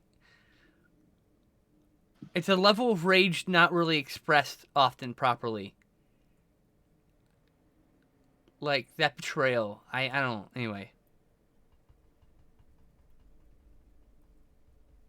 Oh, James Mangold wrote an X-23 spinoff? That's cool. I didn't necessarily... Like, I liked Logan, right? But I have problems with it. It's not a bad movie. I love it, in fact. But I just would have done things differently. I don't know. That's the way it is. I would love to see an Old Man Logan. Since all that stuff's not canon now, they could just do an Old Man Logan series now, which would be great too. Yeah, the girl who played X-23 was great. I had no problem with her. No, just yeah. There we go. I drawn a mouse rat. Like thing. Logan as a movie is very good. Outside of the hero trappings, because that's what it is. It's a hero outside the trappings, right? Wolverine is a character who resonates very well with the audience because he's basically like a wounded animal, right? And a lot of people feel like that when they're hurt, and so it's very easy to relate to him. With a symbiote T-Rex, and I want the inbred fucking hick ass the hick sons of the Hulk, you know, like.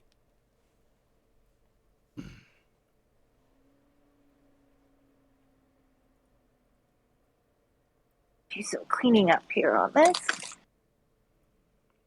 But yeah, I think it'd be really cool.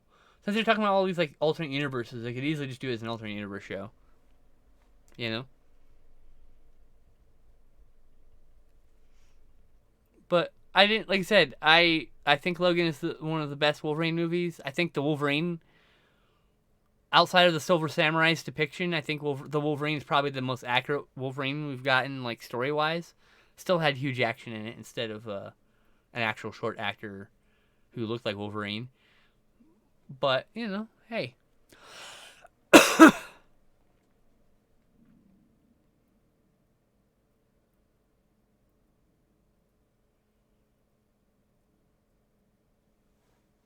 And I want the yellow outfits. Yellow and blue, damn it. Don't tell me it won't work. It fucking works. I watched the Eternals, goddammit. Well, I saw some spandex, okay? It works just fine. Lazy fucks. But like, it doesn't work on live action. That's because you haven't done it right. Keep trying. Do better. Tired of black leather. Every superhero's in fucking black leather. It's such a 90s trope.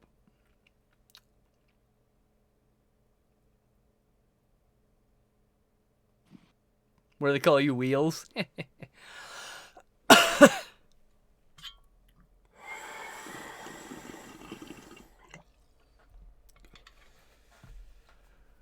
Like, for me, like, the best adaptation of X-Men was that animated series from the 90s, really. There you go. Like, centering on Jubilee as this abused, hurt teenager who runs away from home, joins a bunch of queers. That's what we were. That's what they are. At that point. By the way, I say that because specifically in the 90s, late 80s and 90s, the legacy virus is introduced, which is essentially a story, a metaphorical story trope for the AIDS virus in America. So at some point in the 90s, late 80s, early 90s, X-Men shifted from being a parable about racism to a parable about homophobia, and somewhere in the mid 2000s, I switched from being a parable about homophobia to a parable about transness, being trans. I'm an X-Men. I'm an X-Man, in fact.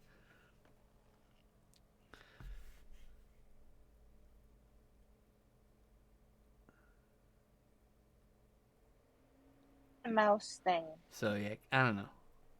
The X-Men, like, I feel like that the story, this idea of, it looks great, by the way, of centering on Jubilee and how she feels as someone whose parents should love her but don't.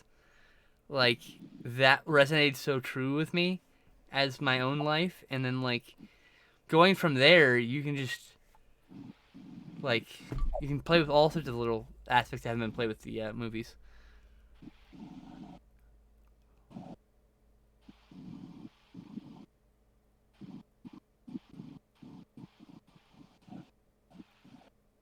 Trying to figure out where to put my signature. Can you put it in between the thimble and the body in that little gap there? Yeah. or in the gap between on the back between the tail and the back. I can put it in the tail. Well, there you go. I That can put it works. Either, yeah, there you go. Yeah. 3, 1, 2, 2, 2. There we go. Okay. Yeah, I'm not a fan. I like who they cast as Kitty Pryde, but I don't know what they did with Kitty Pryde. It's a mess. And Psylocke is wrong, and fucking Blink is weird, and there's a lot of problems with those movies, but I like them. I think they're good movies. They're decent adaptation of the material, but I think a more faithful adaptation to Days of Future Past would be pretty cool too. I just want to see the Sentinels be like the actual threat that they are when they first show up that in the comics. Like, I don't know. I think it's cool. You enjoy Bishop. Wish we got more to do. I would cast a new Bishop. I'd bring Bishop back and tie it in with that the Cable from Deadpool is still around. He chose to stay around, right? So you have that natural built-in animosity between those two because in Bishop's time, Cable betrayed everybody, right? So, and Cable's trying to find a different traitor from his timeline, and so there's an intersecting of storylines there, and I think that could be really cool. And like, there's that movie where I can't remember what it's called. I think it's a Roger Corman film where the black guy and the white guy are chained together, and they're escaping the law. I think a future set movie with Bishop and Cable, with that dynamic, they're chained together, like dealing with their own shit. Like, I think that'd be really cool. As like a side movie.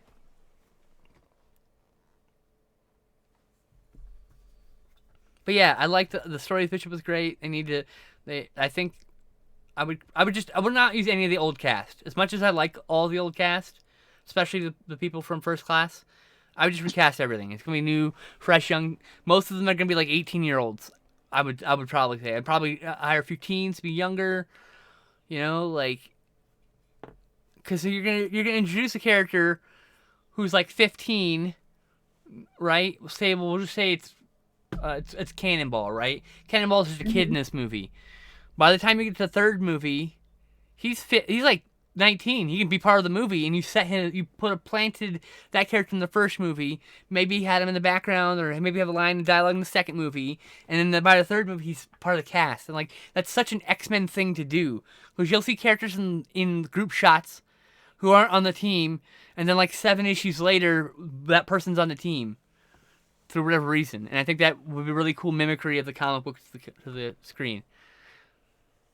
I thought the Future Sentinels and Dave were scary. Hopefully in MCU we get a real fastball special. Ooh, I can't wait. I would give certain individual X-Men characters a spin-off before bringing them into an X-Men movie. Yeah, like Cable and Bishop as example. Cable's already been introduced, so you just gotta introduce Bishop. Bishop being the focus of the movie. Yeah, anyway. I'd do 3 or 4 X-Men films without Wolverine. Give him a spin-off for a while. I mean, like, I would be cool with, like I said, doing Wolverine Origins or whatever. A series based off that series, because there's like 2 miniseries and what was at the time a continuing series with like 26 issues. So like you have a lot of material to mine and adapt, and there's even a crossover with Nuke from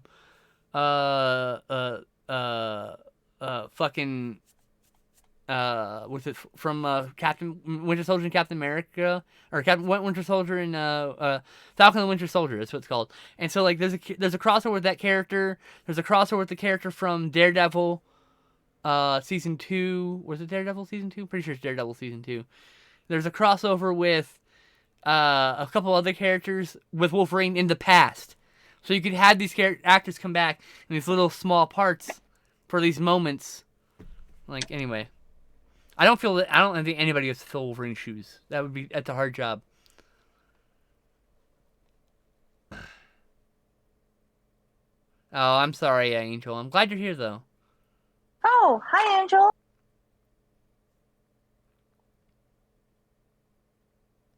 Well, Wolverine was and still is one of the banner characters at Marvel, so that's why it focused on him. I mean, that's really what he sells books, he sells movies, which is why I think it'd be really cool to have.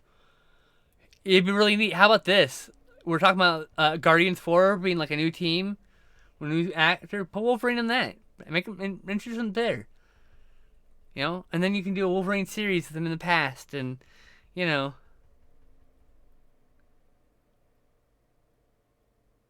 You can do that kind of stuff. Are you there, Ducky? Nope, I'm not. I left. I walked off. I'm sorry. There. No, it's good. I just was taking a chance to eat lunch. I snuck off to eat something. Oh, cool. Well, we're done in like 30 minutes, and then I'm going to eat probably. Okay. I don't think I'm going to start another one. I'm Nope. just You're good. tired. Oh, but you could introduce him in the Hulk film. That'd be cool. Just him and Hulk fighting in the Canadian wilds. Wolverine just wandering the wilds like he did for a long time after he escaped from Weapon X, and then like that's you could totally do with that. Maybe being beaten and battered by the Hulk like jogs some memories, and he like goes looking for his past, and you can spin him off into his own series about his past, and like that would be like a perfect like natural fit. I can just take you off screen if you prefer. Oh, okay.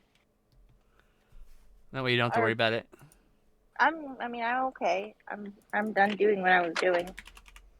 I will switch to just chatting, because we're just chatting now at this point for the last 30 minutes. I'm just cleaning Angel up. says, Ducky! Oh, you're here in the chat. What am I doing? But yeah, I could see you easily introducing Wolverine in a Hulk movie. That'd be good. Since Marvel's finally going to get fucking Hulk back. Finally.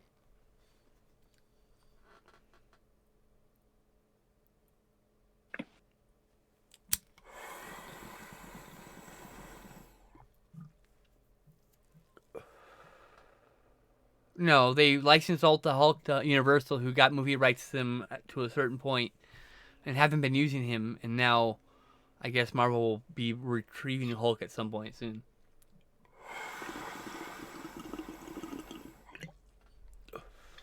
There was an era. So what happened was, the '90s comic book boom went off. Marvel grew, bought up Toy Biz. Toy Biz grew. Marvel and DC tanked the fucking market in comic books by overselling and overpromising collectability of comics that were overprinted and not collectible at all, right? And in that process, they almost bankrupt themselves. Marvel does. And the only profitable arm of their part is Toy Biz, which is bailing them out. So technically, Toy Biz, a subsidiary of Marvel, bails out Marvel. But in the process of doing that, they sold the rights to the movie, which previously had been with Canon Corp in the 80s. Canon was defunct by 92, I think. So they get the rights back, and they sell the rights to certain characters to Universal, sell the rights to New Line for Blade, sell the rights to Spider-Man to Sony. They sell so much of Spider-Man that, like, Sony for a while got a cut of Spider-Man in the comics, and they literally de-emphasized Spider-Man in the comics. So it was this big fucking contracts. Anyway, everything is, like, I think pretty much worked out at this point. But, like, yeah, I mean, we got we got Blade's voice in 1 second of clip.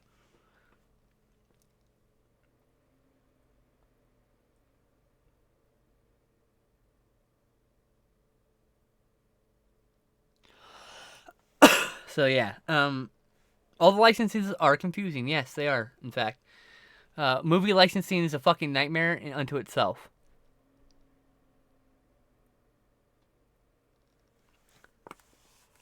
The one that confuses me the most is the music thing. Which part? All of the music in TV shows and movies, and how it can be used in, like, something, but then you have to get different rights to put it on a copy of the movie, and it's just... Oh, a lot of those are because those were struck before home video was a thing, or her home video was the thing. Because even while the VHS boom was happening in the mid '80s, all the way to the early '90s, movie theaters were the main source of income. So when you did a movie and you sold the rights to it, you would sell when you get the rights for a movie for the song for the movie, you weren't thinking at that time to buy the rights for the version of using that song on home video also, because there's one Right. thing for it's one right to exhibit it in home video in a theater, and it's a different right to use it in an artistic medium that you show at home and all that stuff. So there's a whole different level of rights management there that wasn't like being done for most of the time, which I wondered yours took so long to get to DVD. Well, it's just music rights confusing were why hard. it is only for music and not for imagery. Because the imagery is made in camera and the music is made by someone else. Ooh, gotcha. Yeah. You can't use someone's movie in the same way as a song. Same way as a song. You have to license it for both home video and theatrical exhibition separately. Oftentimes it's just, I'm sure now they just have like a single right to use it in this particular manner of this movie, in whatever context that means. I'm sure they have more open-ended contracts about that stuff now, but like we're talking about the 80s, okay?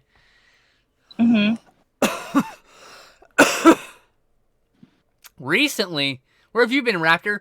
That has been the subtext. Okay, the Cyclops, Wolverine, Jean Grey issue has been a subtext since the 90s. I mean, like, I know they're finally in an actual relationship, but the sexual tension between Cyclops and Wolverine has always been there. You know? Like,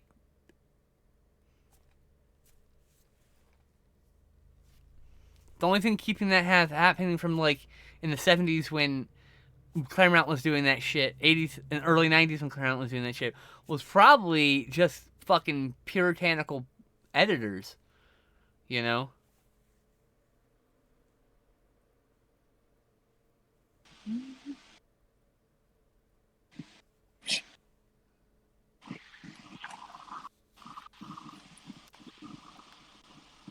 But I think it's cool that it's finally made into canon. But I mean, you can type in X-Men polyamory, and you're gonna find articles from like 10 years ago talking about this shit. You know, like polyamory has been a part of the X-Men. Like I said, since the 90s, the X-Men went from being a race parable to a homophobia parable. The only reason why you hate mutants is because you think they're lesser than you. But they're not. They're just people. Just like the LGBTQ people. Just like trans people. Like X-Men's a trans parable now, like you said. Sometime in the mid-2000s, it became a trans parable. It's about being trans now. It's like, the reason why the X-Men have new names is because their dead names don't fit them. You understand? Like, oh, hi, Born Info Guy. Please says hi. Oh, he left. It's not a love triangle, Michael. That's the thing. A love triangle is two dudes fighting over a girl. That's been done to death. Polyamory's so rarely talked about and used in fucking pop culture. I literally just went on a rant about this, about Design for Living is a perfect movie for polyamory because it starts out with that stupid ass love triangle thing and turns into grudging respect and love for each other, and it becomes a fucking a triad. That hasn't been done at all. Triads never happen in fucking pop culture.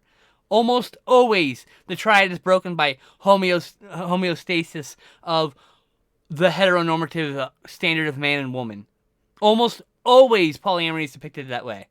Almost always. So you're wrong. This is a good depiction. We need this depiction.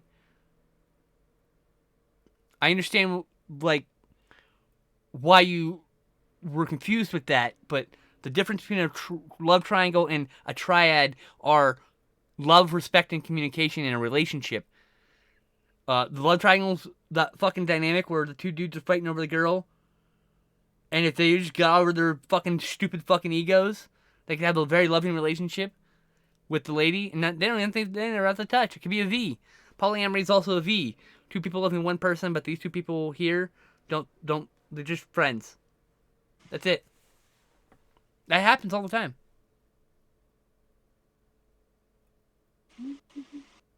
And it's polyam. You have to say saying poly is disrespectful to Polynesian people who call themselves poly. So polyam people need to definitely refer to it as polyam instead of poly. That's a newer thing that's been not everyone's adapted to yet. I mean, I have friends who haven't even adapted it yet.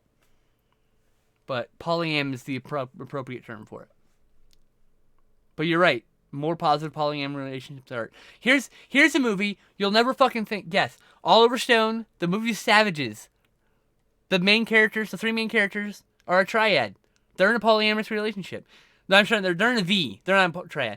I don't think the dudes touch each other outside of being like loving friends. So it's one guy, and the girl, and they're just in a relationship, and there's no fucking drama. These people just love each other. Like, yeah.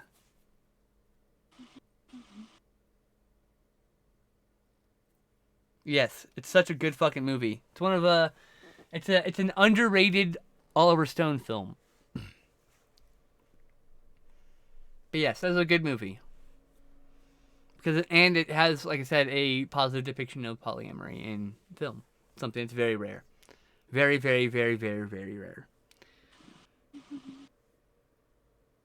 Because, like I said, they almost always end in heteronormative homeostasis. Which isn't the case for most queer people. So I feel like Wolverine, Cyclops, and Jean Grey finally being in a polyamorous relationship is perfect. And I think that Scott should be able to date Emma Frost still, since they were also in a relationship. And I feel like Jean Grey should be able to date that one guy who I can't remember the name of, she dated at some point in the 70s. Like, why can't they, you know?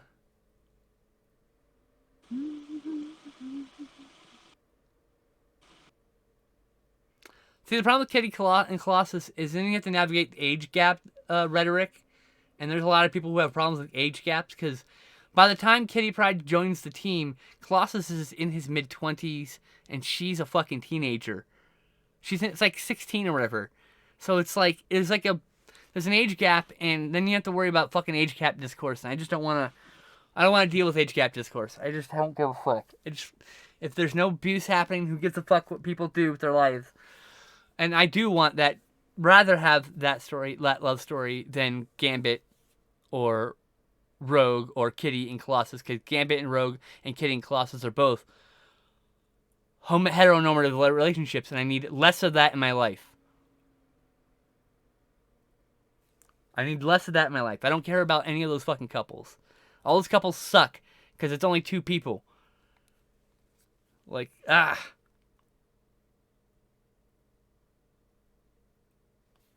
And actually, now that I think about it, it may have been Madeline Pryor who dated the other guy. It's hard to tell. Madeline Pryor was Jean Grey's clone that replaced her for a while. Spoiler alert for a 35-year-old comic, but you know. Oh, I mean, Kitty Pryde, Agent of S.H.I.E.L.D., that'd be cool. I mean, you can introduce her as Agent of S.H.I.E.L.D., but I feel like she should be the star of the X-Men. But I think later on, after she does a few X-Men movies, getting her own show would be really fucking cool. You know, they could do it the other way around, too. She works for S.H.I.E.L.D., then she leaves S.H.I.E.L.D., and then she joins the X-Men. I mean, like, you could do that. You can just completely subvert expectations, which is fine. But yes, I want a triad. I don't want fucking heteronormativity. I need more depiction of queer people being queer, and being queer without consequence. Because at present time, the vast majority of queer people in film get punished for their queerness. They get killed, or have a bad ending, or have sadness, or a partner dies, or whatever bullshit they put in it, you know? Like, that's...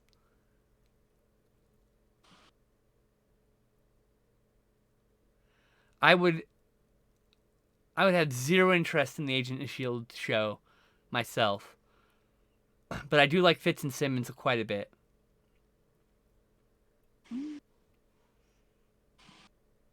I don't like their depiction of Ghost Rider, but I did like... And I didn't like their Inhumans. Those were weird. And I didn't like the Inhumans show.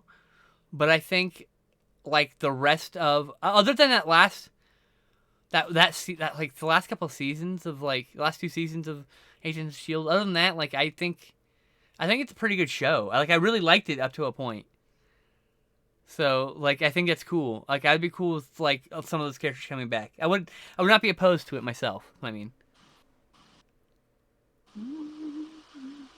would you bring in and proper transgender representation? It ticked me off that Dreamer character in Supergirl just entirely glosses over the dysphoria. Yes, thank you. Or the fact that Supergirl in the 90s was this alien that just chose whatever the form it felt was the most like it's called Matrix. It's a creature called Matrix. It has no gender.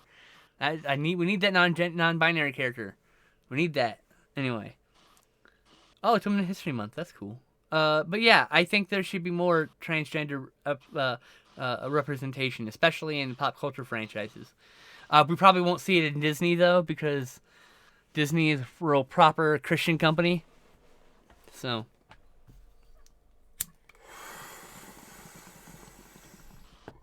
The best we'll get in a Marvel movie is show is the hints of queerdom. Oh, these two characters held hands. They could be queer. That's the best you can get.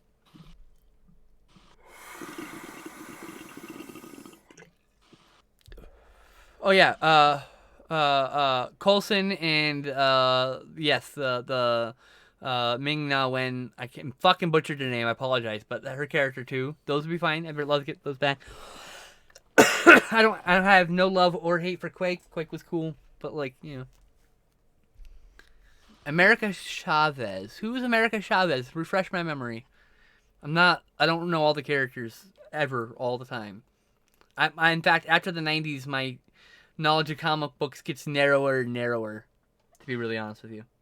I stopped reading comics, modern comics on the regular that weren't like creator-driven, oftentimes weird comics. My current comic I'm collecting right now, Homesick Pilots. Homesick Pilots is this beautiful queer comic with the most beautiful colors. Oh my god, I love the colors in this comic. She punches star-shaped portals. I don't know that. Who is she in the comics? What is her superhero name? I need to find. 1 second. I will just look up on Marvel Wiki real quick.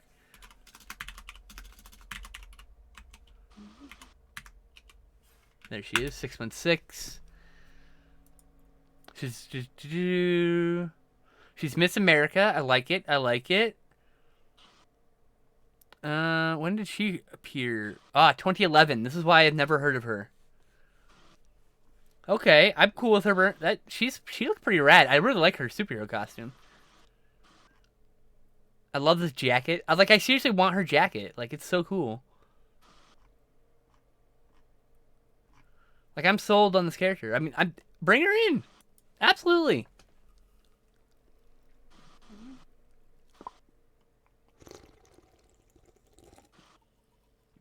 Delicious soda.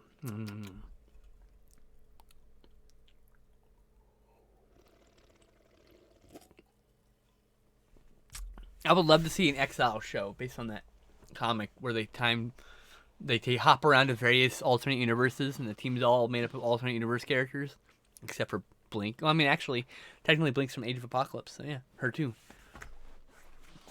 That was a cool comic. That was a really good comic, but like I said, I haven't anything after like 95. It's real sporadic me reading. That's past 1995, but like Fatal Attractions happened. Colossus betrays the team and joins the Acolytes. And the 3 issues later, he defends Cypher, who is on trial by the Acolytes because he helped the X-Men, and he's giving these impassioned speeches about what Xavier and Magneto believed, and I'm just like, everything he says just should ring to him that Charles was right. But it's funny is the more queer I get, the more I think Magneto is right.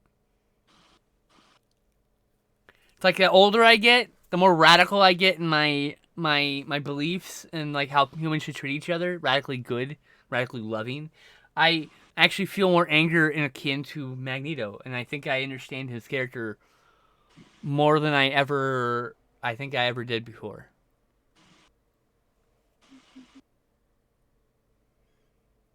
Nobody said X-Files. You're welcome. Thanks, JL. It's weird. We're talking about X-Men. Interesting. I had no idea, Michael. That's cool. But like, is No Way Home the new one, or is that the last one?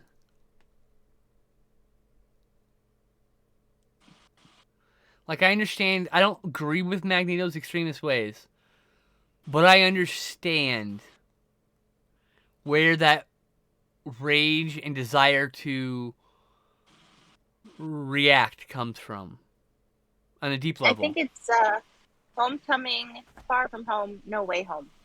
Oh, the new one's No Way Home. Okay, I haven't seen that one yet. I need to see it still. Neither. When Raptor, you told me it dropped sometime on streaming. I can't remember. You're the one who usually knows this shit.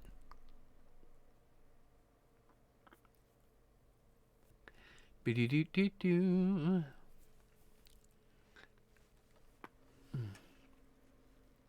I'm gonna see it as soon as possible. Don't get me wrong.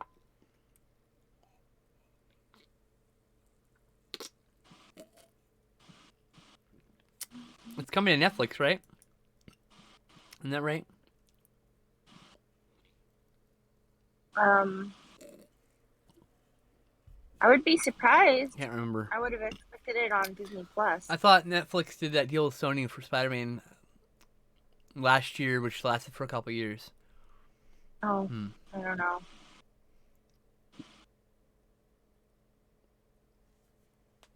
I'm looking forward to it, Michael. I really am. Try not to spoil it, please. Thank you. I know you're not trying to.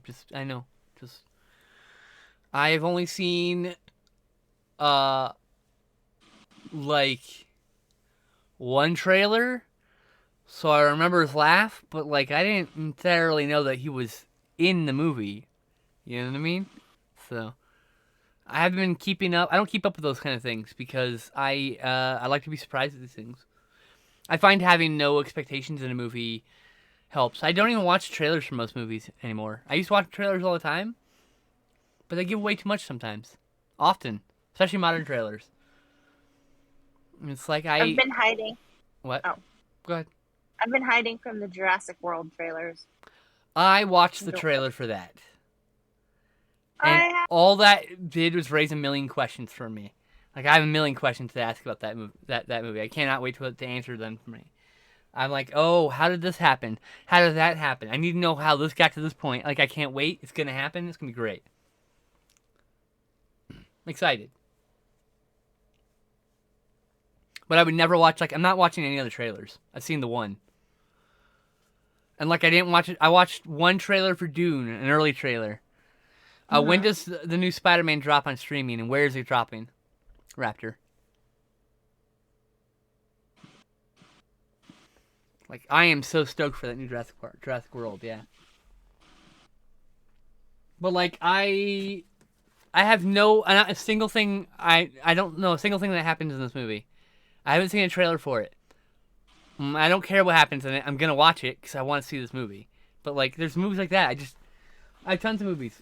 I don't remember a damn thing that happened in a trailer. I haven't seen this yet. I don't remember a damn thing that happened in a trailer here. In answer to your question, no, I haven't seen Free Guy. See, it's right here on my Blu-ray shelf to watch still. Oh, and I still have the new Venom movie. I haven't watched this yet either.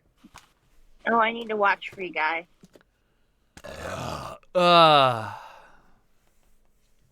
It's coming in stars. Oh. I thought it was coming to Netflix. Didn't they do Netflix last year with Netflix deal with Sony last year to release Spider-Man movies? Am I misremembering that?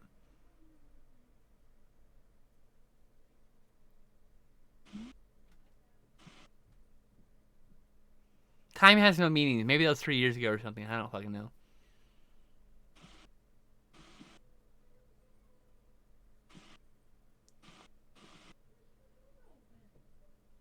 Okay, so the Spider-Man movies are coming to those movies, right? So Spider-Man the new Spider-Man movie will hit Netflix at some point, correct? After it runs on Stars for a few months, for a month or whatever, few months, whatever it is. Because I don't have Stars. Justin doesn't have Stars.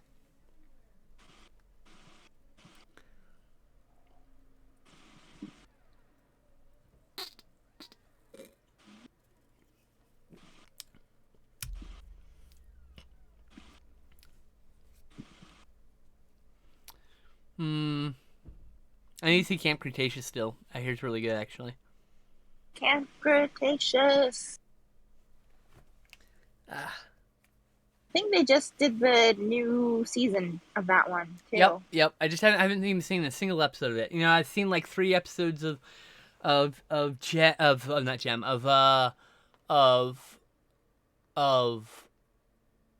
She-Ra. I've seen like the first 10 episodes of Steven Universe. I've seen like all these shows I just never finish because I don't have people to watch them with.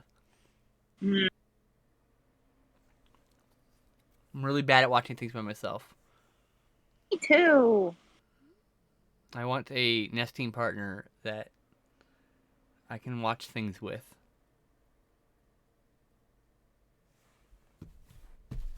Did I get messaged and miss it? No. Yes.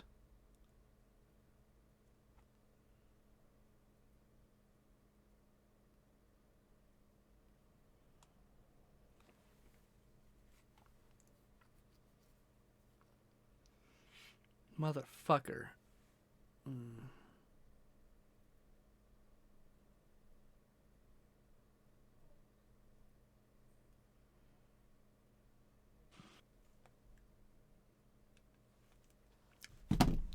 We are about a few minutes away from wrapping. Every Spider-Man movie from Toby to Andrew to Tom will be streaming on Disney Plus at some point this year. Okay, well there you go. So I'll probably just have to wait until then. I hope they are going in order. I'm sure they're all dropping like on the same day. And yes, I can't wait to see Spider-Verse 2 also. That's going to be great. And I hope that they actually get that Spider-Man Noir spin-off with Nick Cage happening, because that'd be great too. Because I love Nick Cage.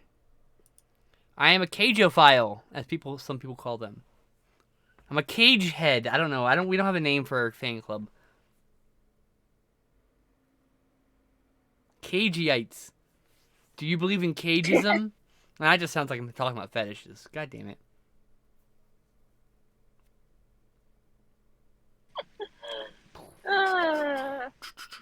I would love to see the people who did Spider-Verse movies pick up a different character and do a similar take, like animated wise. Even if it's a completely mundane superhero story, I just want like that animation style to be a thing that they do movies in. I'm real cageist in bed. Oh Lord. Cageaholic.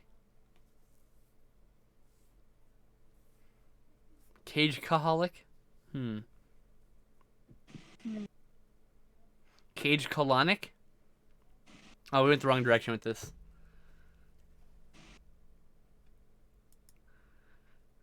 Let me go over. Oh, Spider-Man 2099. Oh, I think very cagey. I would like to see the World of 2099 become like a mini series, a running series on Disney Plus. You can just have the World of 2099 be the spin-off show, the start show, and it's like every couple episodes you change characters, so it's like an anthology series, but there's like 3 or 4 episodes with each character, and whoever got the best response, Hulk 2099, Spider-Man 2099, Doom 2099, fucking, Ghost Rider 2099, Punisher 2099, do the whole line. Some new 2099 characters in there, and whatever one's popular, make a whole show based on that and continue it. The World of 2099 is its own thing. Because that was a comic for a very short time, the World of 2099. It was an anthology comic. It only lasted a couple issues because sales at 2099 at that point started going down. Oh yeah, Spider-Gwen and the other Spider-Women getting a spin-off. That's fucking great. A team-up movie. I'm down for that. You find this whole conversation very cagey? Oh lord.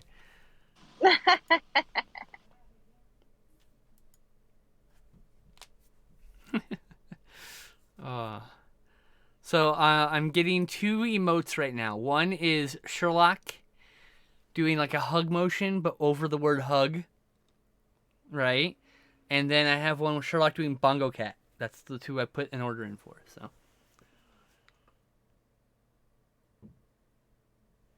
I don't think any Bat movie will ever be as good as the Batman animated series. Mask of the Phantasm is like one of the perfect Batman movies ever. Like I don't think it can be done. I don't think the new Batman movie is going to outdo that. Do I think it looks good? Yeah, it looks good. I'm interested. I'm told it's more of a. I hear it's more of a detective story, so I'm interested. And I like the Riddler a lot, even if I don't necessarily like the way he looks on the few photos that I've flung by my timeline. I don't look into this stuff, so I only see what goes by my timeline, right? So every now and then, I look at the main feed, and boom, there's a fucking spoiler for something. Behind the scenes photo. And I'm like, cool. So, but like, I'm interested to see what happens. I'm curious. What else did Matt Reeves do that made you so high on him? I can't remember. I mean, Batman. I'm a big fan of Batman. Like a big fan. I have probably 30 to 50, 35. I don't know. 1, 2, 3, 4. Yeah, probably like 35 Batman trades within 10 feet of me right now. Return of the Joker. I don't think I've actually ever seen Return of the Joker. I haven't seen Let Me In. I really like those Planet of the Apes movies. I liked Cloverfield. I've seen the original movie that Let Me In's based off of.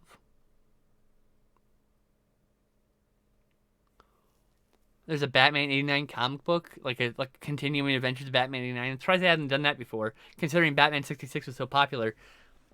Like even a decade ago, that's when that was happening. Like Batman 66 was so popular that there was like I think fucking 70 issues in the comic book series. It's like 6 years of comics or some shit.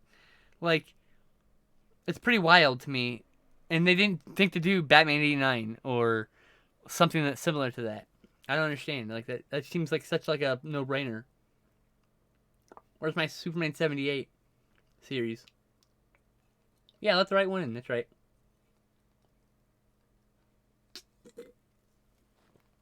I couldn't remember the title. It is time for us to wrap up there. There is a Superman 78 comic series? Well, fuck. I'm going to have to go look into that.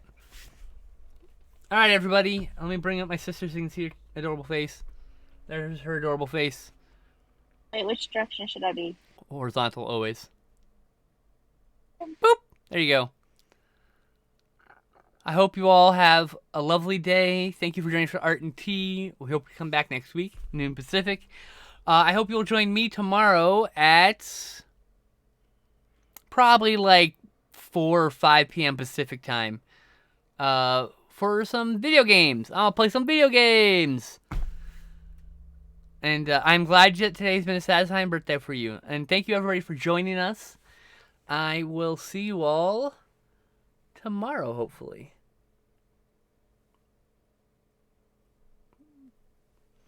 You're muted, Tess, somehow. Bye-bye, everybody.